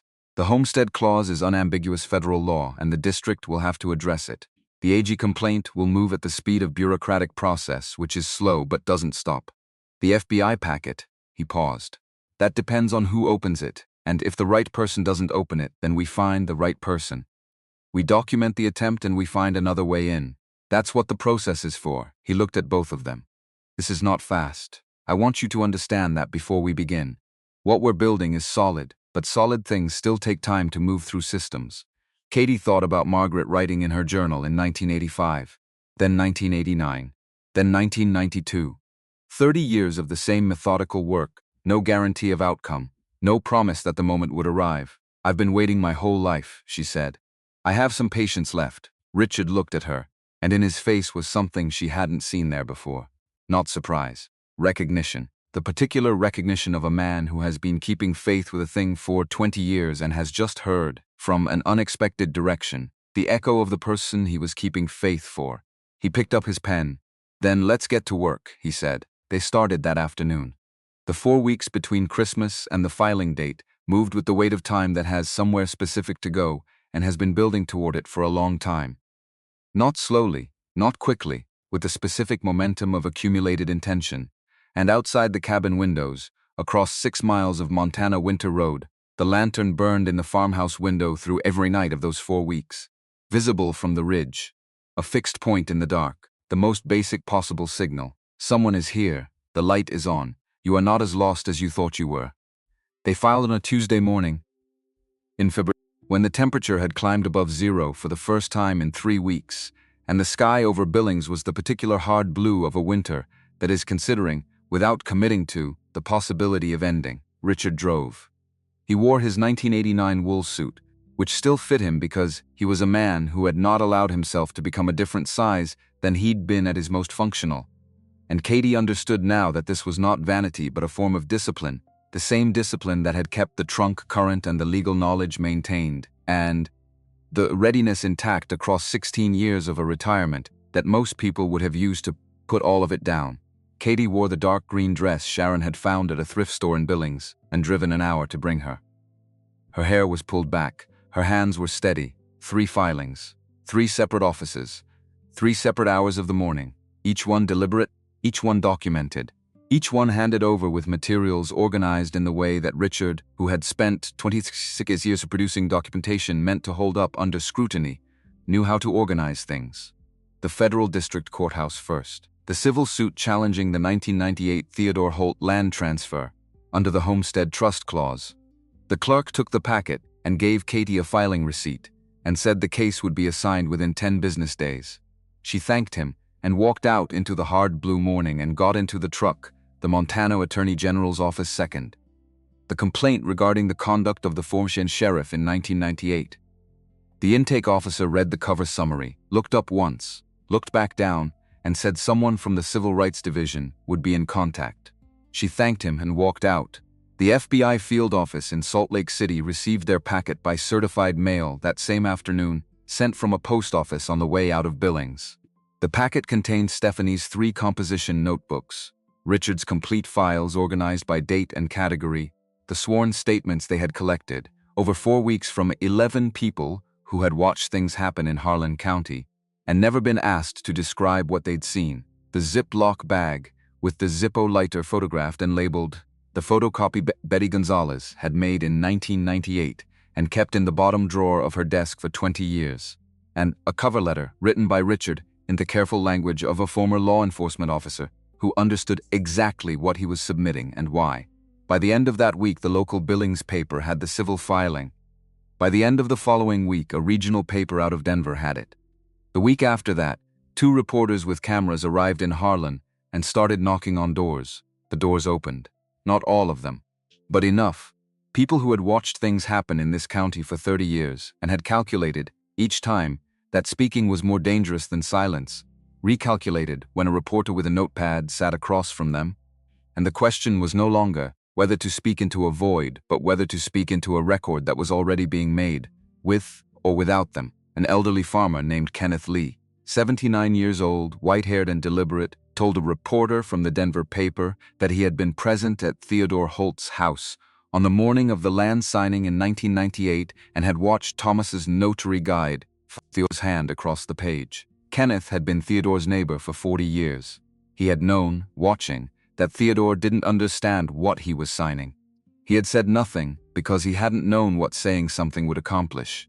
Now he knew. A retired schoolteacher named Laura Clark gave a statement about the pattern of intimidation she'd observed, directed at families who'd resisted Thomas's purchase offers over 2 decades. She named 4 families. She had dates. The pattern was becoming visible in the way that patterns might become visible when enough people stop looking at their individual piece of it and start looking at the whole shape. Thomas's attorneys released a statement. It was long. It used words like baseless and politically motivated and meritless, which were the words attorneys used when they wanted to signal confidence and were not confident. Richard read the statement and set it down and said, "They're afraid of the Homestead Clause. They've looked at it and they know it holds." Caddy added the statement to the folder under the kitchen sink. The folder under the kitchen sink had become, by February, a second trunk. Not literally, but in the way that evidence accumulates when the collection of it becomes a practice rather than an event.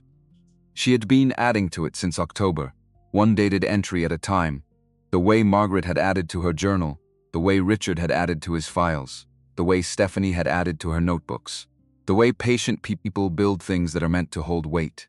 The preliminary injunction application arrived at the federal district court and was assigned to Judge Morrison, who had a reputation for moving quickly on clear federal questions, and the Homestead Trust Clause, Richard said, about as clear a federal question as the district had seen in years. Thomas's legal response arrived within 72 hours. It was extensive. It was expensive. It was, ultimately, not sufficient to explain away a 100-year-old federal addendum by pointing at 30 years of practice that had been conducted in ignorance of it. The practice did not erase the law. The preliminary injunction was granted in March. Thomas's access rights over the disputed strip of land were suspended pending final determination.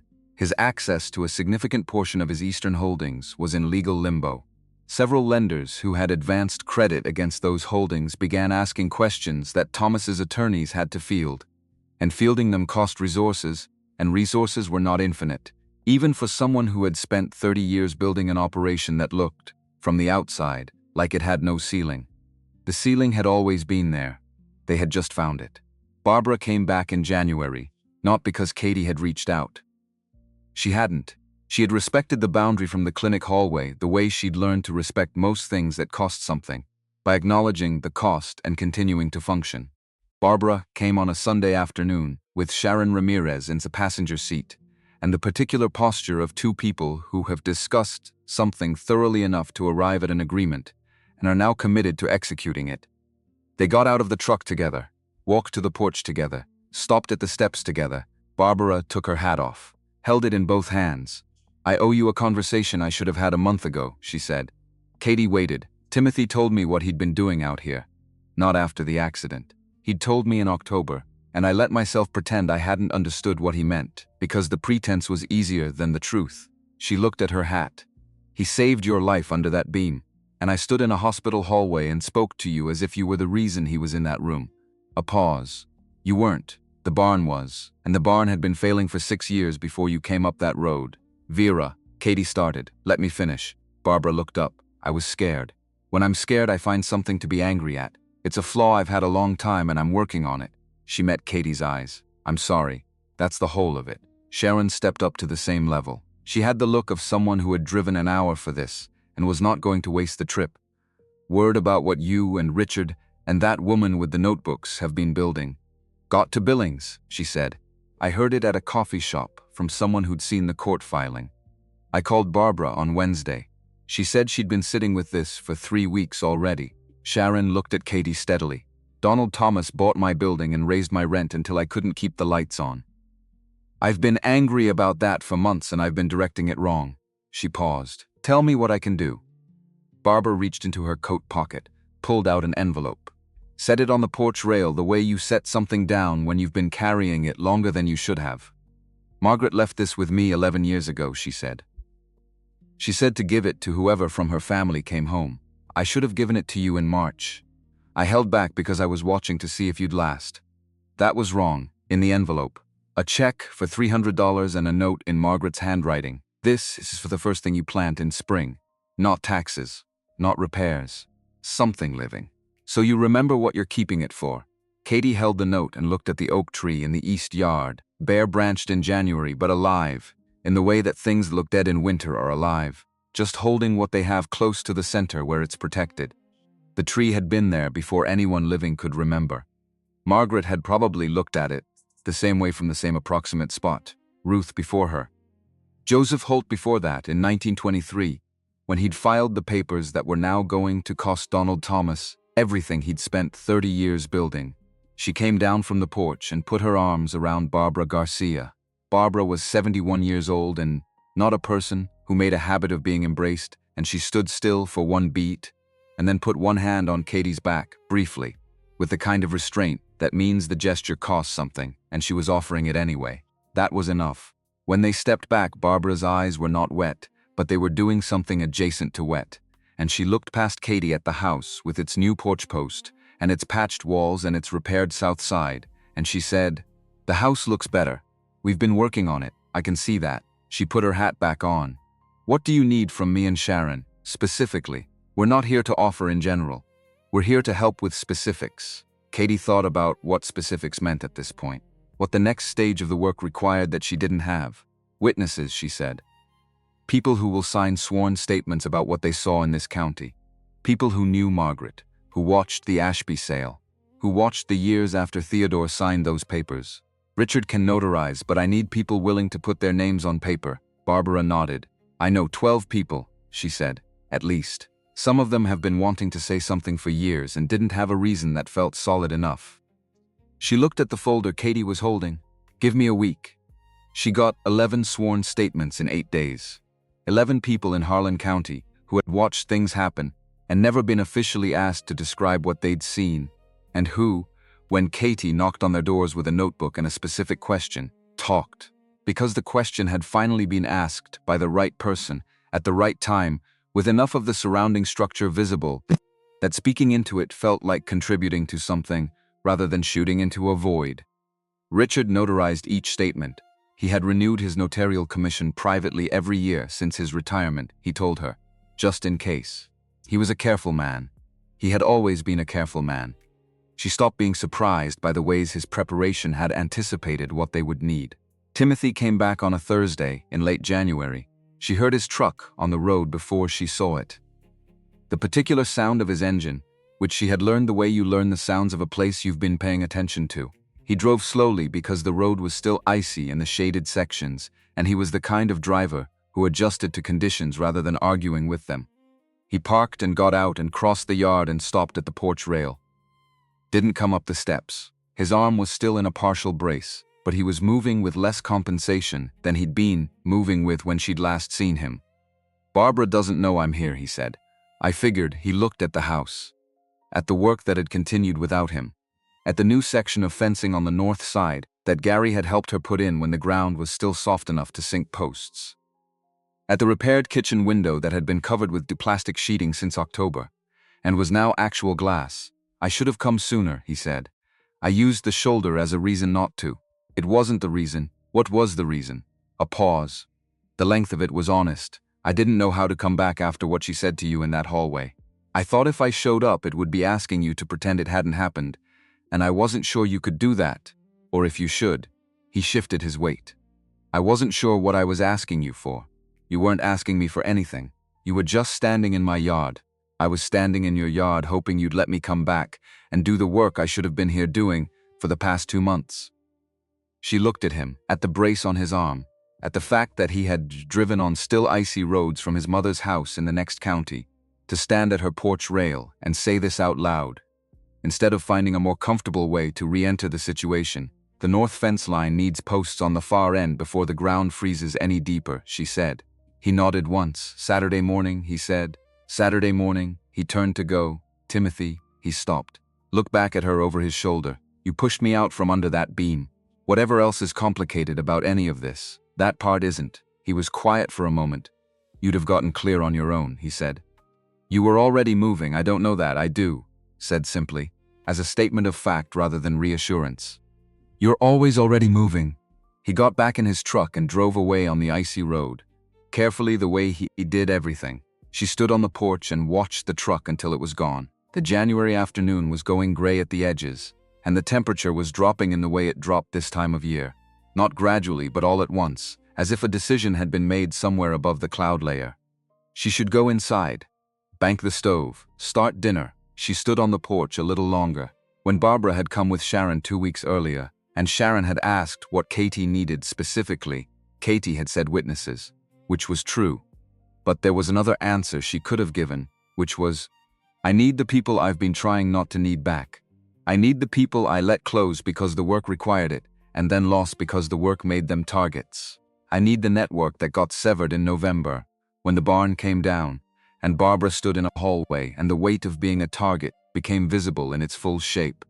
She hadn't said that because saying it out loud would have required acknowledging how much it had cost her when the network severed, and acknowledging that cost was not something she'd had time for in November or December or January. There had been too much else to hold together, but it was coming back now, piece by piece. Barbara, Sharon, Gary, who had never left but had been steadier since Barbara came back, as if her return had stabilized something in the field.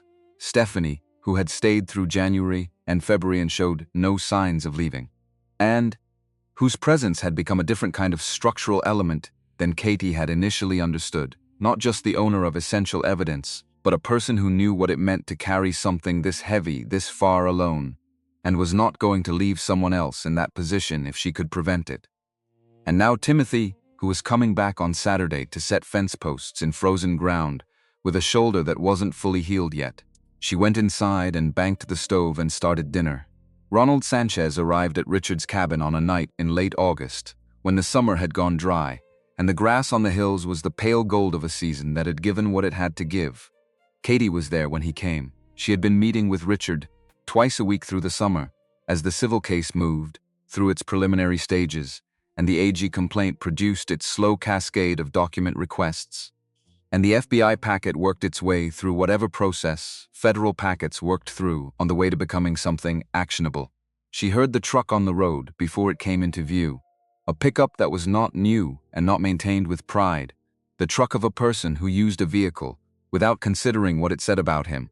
He parked and got out and stood in the yard for a moment before walking to the door, which was the body language of someone who has been deciding something for a long time and has arrived at the decision but hasn't fully made peace with it yet. Richard let him in. Ronald Sanchez, 47 years old, farm manager for the Thomas operation for 19 years. A large man who had gone slightly soft in the way that large men who do physical work all their lives go soft when the physical work decreases, though his hands still had the specific callousing of someone who had spent decades with machinery and fencing, and the particular tools of agricultural management. He sat down at the table without being invited to, which was not rudeness. It was the manner of a person who isn't sure their legs will hold them through the formality of waiting to be asked. He put a Zippo lighter on the table. Chromie. Good condition, engraved on the side in a cattle brand script. Crane Farm Co., identical to the one in the Ziploc bag in Katie's kitchen. I hired the man who came to your property in November, he said. He was looking at the lighter, not at either of them, Thomas gave me the instruction. I was told what to do and when and to make sure nothing came back to the main office. I did it because I'd been doing what I was told for 19 years, and the habit was stronger than the judgment. Richard said nothing. Katie said nothing. The only sound was the wood stove and the summer insects outside the window, which were abundant and indifferent. I recorded the conversation where he gave me the instruction, Ronald continued. On my phone. In my truck, the morning the order came. I did it because I was scared and I wanted to have something. I didn't know what I was going to do with it. Why now? Richard said. Ronald's hands were flat on the table. He was a man in his late 40s who had spent 19 years working for a person who paid well and asked for things that seemed, each time individually, like the kind of small compromises that life in this county required. Until they didn't seem small anymore. Until the accumulation of them had made him into someone he needed to describe to himself in ways he didn't like. "My daughter," he said. "She's 17. Her best friend's father is on the list. One of the 9 names in those notebooks." He stopped. Started again. "I've been quiet for 19 years. I've been watching what quiet produces. I'm done with what it produces." He looked up. "My daughter doesn't know any of this. When she finds out, which she will when this goes to trial, I want her to find out that I was on the right side of it." Even if the right side came late, he reached into his jacket pocket and put a small digital recorder on the table beside the lighter. "The conversation is on there," he said. "I transferred it from the phone last year when I got a new one. I've been carrying it for 8 months trying to decide." Richard reached out and picked up the recorder, held it for a moment, set it back down. "We'll need a sworn statement," he said, describing the instruction, the recording, the chain of custody. "And you'll need to be willing to testify. I know. Patricia Johnson is the attorney handling the civil case. She'll want to speak with you before the trial. She has specific requirements for witness preparation. I know that too." Ronald looked at Katie for the first time since he'd sat down. "I heard about your mother. What she tried to do in 1998 and what happened after." He paused. "She was doing the right thing. She deserved someone who would have helped her do it." Katie looked at him. "You can help now," she said. "That's what matters." Patricia Johnson had not put Ronald's name on the witness roster when she filed the final pre-trial documentation. This was a deliberate decision. She told Katie and Richard when she made it. If Thomas's legal team knows he's coming, they'll prepare to discredit him, and they'll potentially create pressure on him or his family before he takes the stand. He goes on the list the morning he testifies. Not before. The trial date was set for October 7th. Donald Thomas made his last visit to the farm on a morning in late September, the first warm day in weeks. The snow was off the south-facing slope of the property. The first green of whatever grew in fall was showing at the edges of things. Katie was on the roof, which had been her position on a lot of mornings, because the roof always had something that needed attention, and being on the roof gave her a view of the whole property that she found useful for thinking. She heard the truck. Came down the ladder. He rolled his window down and rested his arm on the doorframe. He didn't get out. That was different from October, from the other visits. He was not going to stand on the ground of a farm he hadn't been able to acquire and perform the posture of someone who had options. He looked older, not dramatically, but the legal process had a quality that showed in faces eventually, the quality of sustained alertness that replaced what used to be ease, the particular tightening around the eyes of someone who has been adding up numbers and not getting an answer they like. 100,000, he said. Drop the civil suit. Withdraw the AG complaint. Sign a comprehensive release. Walk away with enough to start over anywhere you choose. She looked at him. My great-great-grandmother turned down 150,000 from you, she said. She chose to die in this house instead. I'm not going to take your money. I'm going to take what she built. She kept her voice flat, even. The voice of a person stating a fact rather than making an argument. What she built is a 30-year record of everything you've done in this county. It's in front of 3 different courts right now. The only thing any amount of money can do for you at this point is pay for better lawyers. His jaw was tight. You're 19 years old, he said. You don't understand what you're walking into. I walked into a county auction with $7 and I'm still standing here, she said. I think I understand something about what I'm walking into. He looked at her for a long moment, not angry, not anymore. Something past anger, the look of a man who has spent 30 years operating on the premise that he was the most patient person in every room he entered and has just understood, finally, that he was wrong about that. That the most patient person in every room he'd entered for 30 years had been an 84-year-old woman at the end of a dirt road who had been watching and writing and waiting, and that her patience had outlasted his by the specific margin of one granddaughter who had shown up with $7 and no intention of leaving. He rolled his window up. He drove away. Katie watched the truck until the dust settled back to the road. Then she stood in the yard for a moment with the September sun on her face, and the sound of the farm around her, the wind in the grass, and the distant sound of Finn and Hazel in the yard behind the house. where Stephanie had been teaching them to plant things in the garden beds that the previous family who'd stayed had rebuilt. She went inside and opened her notebook, wrote the date, wrote the figure he'd offered, wrote his exact words, as close as she could render them, wrote, "Final visit," closed the notebook, went back up the ladder. There was still work to do on the roof. The courthouse in Harlan held 42 seats, and every one of them was filled by 8:50 on the morning of October 7th. People had driven from Billings, from Bozeman, from ranches and small towns across 2 counties. 2 men in the back row had grown up in Harlan in the 1950s and moved away decades ago, and had driven back when the news reached them through whatever channel's news traveled in places where the connections between people ran deep and long. They sat very straight and did not speak to anyone around them, and watched everything with the focused attention of people who understood that they were witnessing something they had not expected to live to see. Katie sat at the plaintiff's table next to Patricia Johnson, who had the settled posture of someone who has been in courtrooms her entire professional life and stopped being impressed by their architecture decades ago. Patricia was 68 years old, gray-haired, with reading glasses on a chain around her neck and the particular directness of a lawyer who had spent a career saying precisely what she meant and had no patience left for the alternative. Richard sat in the first gallery row. Stephanie beside him, her 3 composition notebooks in a bag at her feet because she had carried them this far and was not going to leave them in the truck. Barbara and Sharon sat on Richard's other side. Gary Young, now 15, sat 2 rows back with the contained alertness he'd brought to every task since Katie had met him. Timothy Clark sat in the second row. His shoulder had healed. He sat with his hands on his knees and his eyes on the front of the room, and his expression was the expression he wore when he was paying complete attention to something, which looked from the outside like no expression at all, but was the opposite of that. Donald Thomas sat at the defense table with 3 attorneys from Denver. The lead was a man named Foley who had a reputation for grinding smaller opponents into the floors of small courtrooms, and had spent 30 years earning that reputation. He wore it the way certain people wear experience, not as weight but as a kind of ambient authority. He looked at the plaintiff's table and at Patricia Johnson, and something in his assessment recalibrated slightly, the way a person's assessment recalibrates when they recognize someone.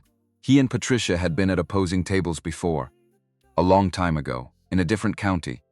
Patricia had won that case too. Judge Morrison called the court to order at 9 o'clock exactly. He looked across the bench at Katie, Miss Holt. "The court has reviewed the preliminary filings, but I want to hear it from you directly. Tell me how this began." She stood up. She walked to the witness chair and sat down and took the oath and looked at the room, and then at the judge, and then she began.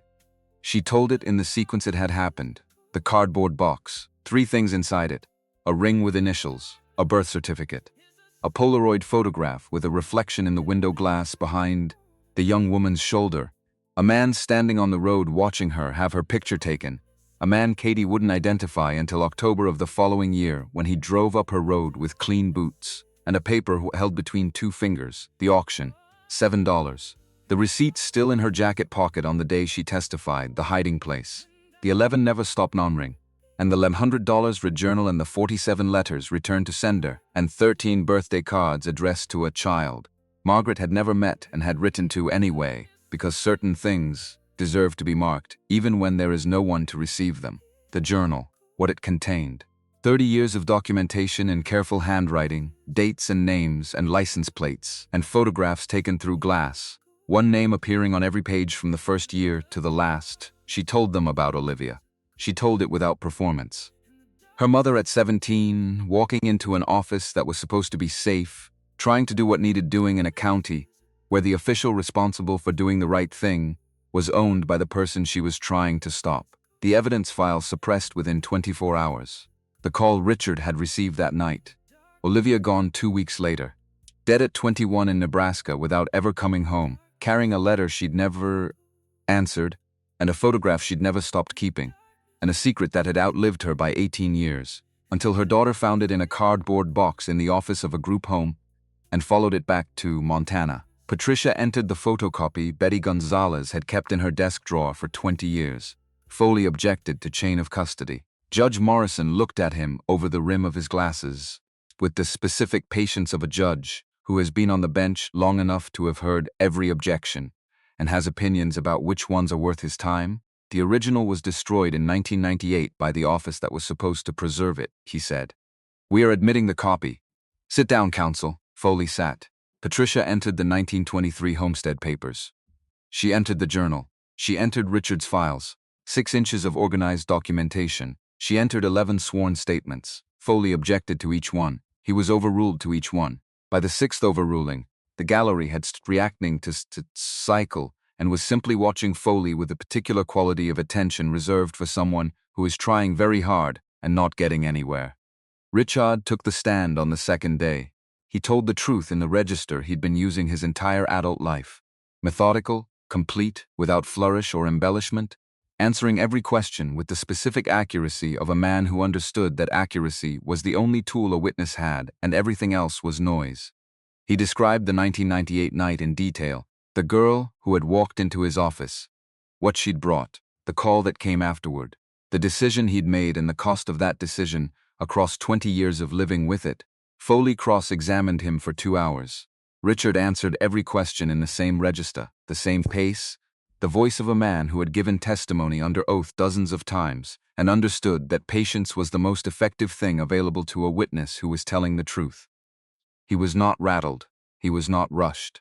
He had been a patient man for too long to be destabilized by a man in a well-cut suit who was running out of angles. Near the end, Foley said, "Mr. Miller, are you asking this court to believe that for 16 years after your retirement, you maintained evidence in a private residence and waited for a teenager to come looking for it?" Richard didn't look at Foley when he answered. He looked at Katie. "I'm not asking the court to believe it," he said. "I'm telling the court it happened." "And why would you do that?" "Because Margaret Holt asked me to," he said. "And there are people whose requests carry a weight that doesn't expire when they do." The gallery was very quiet. The man in the back row with the bolo tie took a handkerchief from his pocket and pressed it under one eye, and returned it without changing his expression. Stephanie testified on the 3rd day. She read from her notebooks with the composure of someone who has processed her grief, past the point where it operates on the surface, and has become instead something that powers forward motion. 9 names. 15 years. His phone never stopped ringing, the specific institutional indifference she had encountered at every county and state office she'd approached, the pattern of closed cases and retired officials and properties acquired on salaries that couldn't have paid for them. When she finished, she closed her notebook and set it on the rail beside her and looked at the room. Ronald Sanchez was the first witness on the 4th day. Patricia had not listed his name on the official roster until the morning he was called. Thomas's lead attorney looked at the name on the day's schedule, and something moved in his posture that was small but visible to anyone paying attention. Ronald sat in the witness chair, with his hands flat on his thighs, and stated clearly that he had contracted the man who came to Katie's property in November of the previous year, with a can of gasoline and a specific instruction. He stated that the instruction had come directly from Donald Thomas. He stated that he had recorded the conversation in which the instruction was given, on his phone, in his truck, on the morning the order was delivered. Patricia played the recording through the courtroom speakers. Donald Thomas's voice, clear and unhurried, in a room that had been private and was now the most public room in Harlan County. "Make sure there's nothing left of that barn, and make sure there's no trail back to this office." The gallery absorbed that sentence in total silence, not the silence of an audience receiving information. The silence of people who have suspected something for a long time, and are hearing, for the first time, the specific shape of the confirmation. The silence had a texture to it. It had weight. Judge Morrison listened to the full recording. When it finished, he let the silence remain for an additional moment before he said anything. Then he set down his pen, which he'd been holding throughout the testimony, and looked at the defense table. "Court will recess until 2 o'clock this afternoon," he said. "Counsel, my chambers."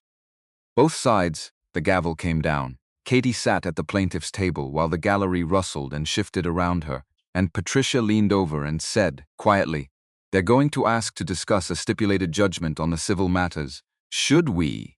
Patricia looked at her. "That depends on what you want." Katie thought about Margaret, about 30 years of a journal, about the choice to not fight Thomas in 1985 or 1989 or 1992, to instead document and wait, and build the kind of case that didn't give him a side door to exit through when it finally came. She wanted him to lose everything, Katie said.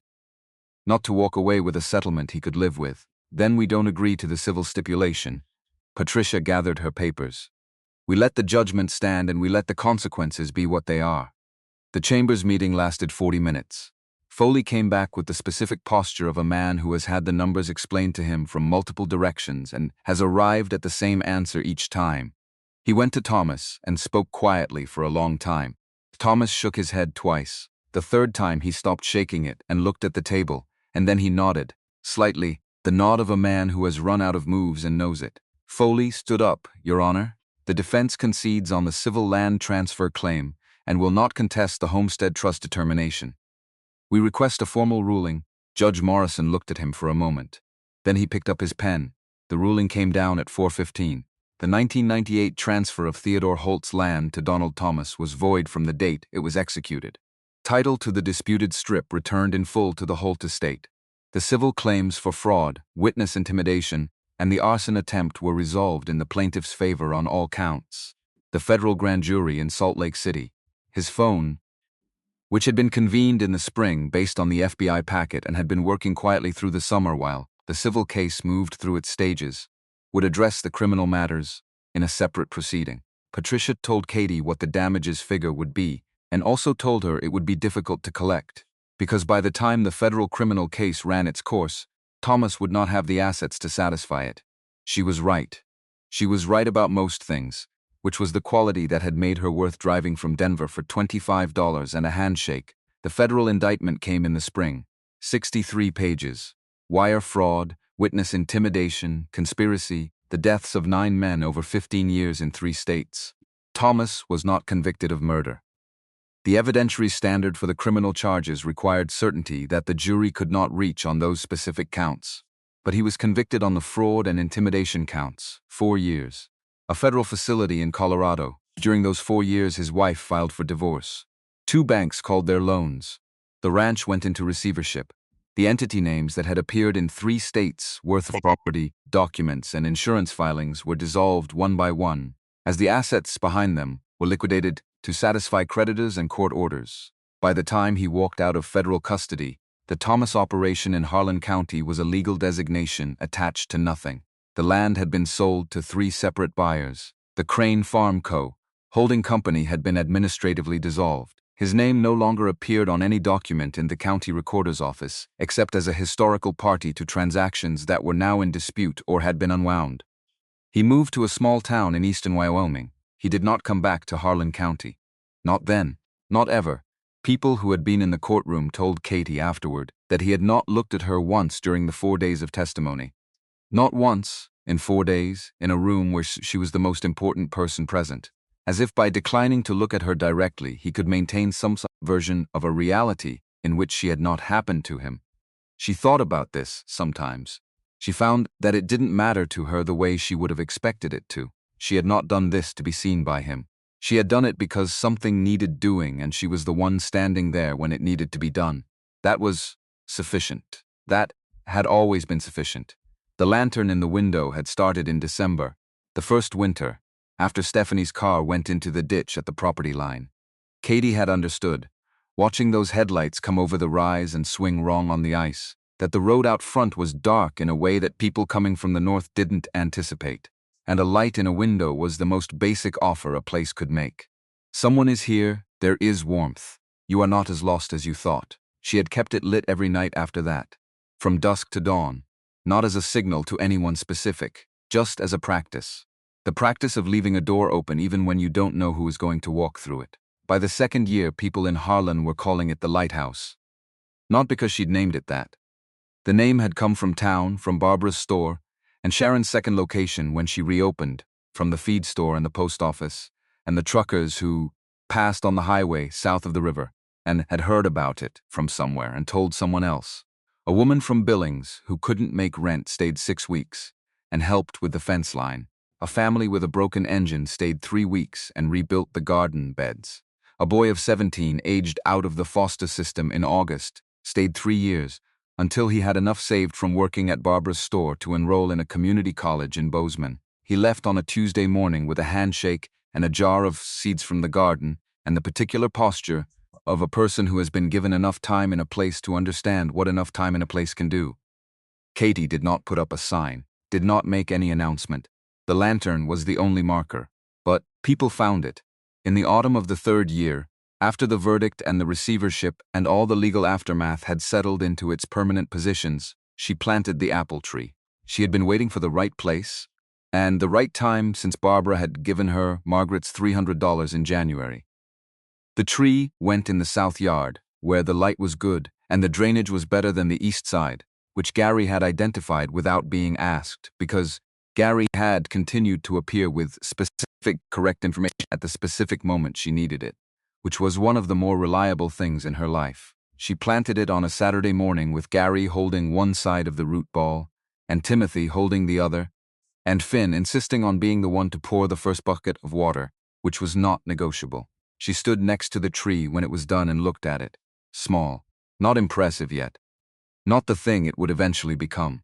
Just a young tree standing in a patch of turned soil in the south yard of an 80-acre farm in Montana, planted with $300 a dead woman had set aside 11 years ago for this specific purpose. Not for a tree, exactly.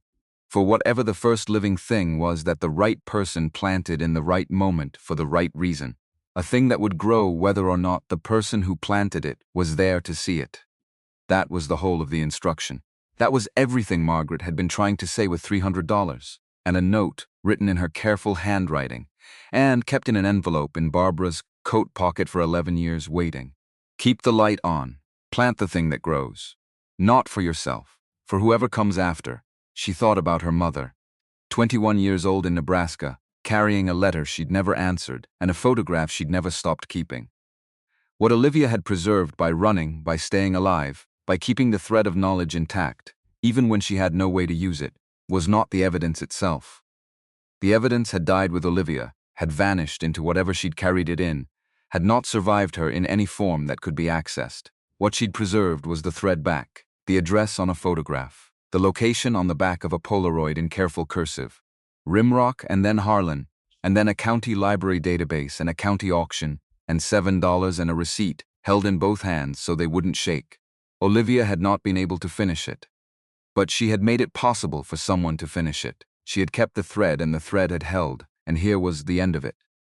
A farm that was whole, a lantern in the window, an apple tree in the south yard, and a daughter who had come home 18 years late and found everything waiting. On the night of the third autumn, after the dishes were done, and Finn and Hazel were asleep, and Stephanie had gone to bed with her book, Katie sat on the porch with a cup of coffee and watched the lantern in the window. The road from town was dark, the wind was small. Somewhere out in the fields a coyote called once and then was silent. 2 headlights appeared on the rise about a mile out, moving slowly, with the particular uncertainty of someone who doesn't know this road. The car stopped at the bottom of the drive. A door opened. A boy, 17 maybe, thin coat, backpack on one shoulder. The particular walk of someone who has been moving a long time towards something they weren't certain existed when they started moving toward it. He came up the drive slowly and stopped at the bottom of the porch steps. He looked at the lantern in the window. "I heard there's a place out here," he said. His voice was rough with cold, and whatever the months before this night had cost him. "I heard the lights on." Katie set her coffee down. She stood up and came to the top of the steps and looked at him. His face in the lantern light, the eyes, every kid she had ever been, in every bus station and shelter and group home cafeteria, smelling of powdered milk and cleaning solution diluted too far with water. "It's on," she said. "Come in." He started to cry, tried not to, couldn't stop. She put her hand on his shoulder and walked him through the front door into the warm yellow light of the room. Margaret Holt had kept ready for 60 years, on the chance that someone would finally come through it and need what was on the other side. The wind moved across 80 acres of Montana grassland that had once cost $7 and had always been worth everything. The lantern burned in the window, and in whatever quiet place she had gone to, Katie hoped Margaret could see it, the light she had asked to be kept, still burning, for whoever came after, for whoever was always going to come after.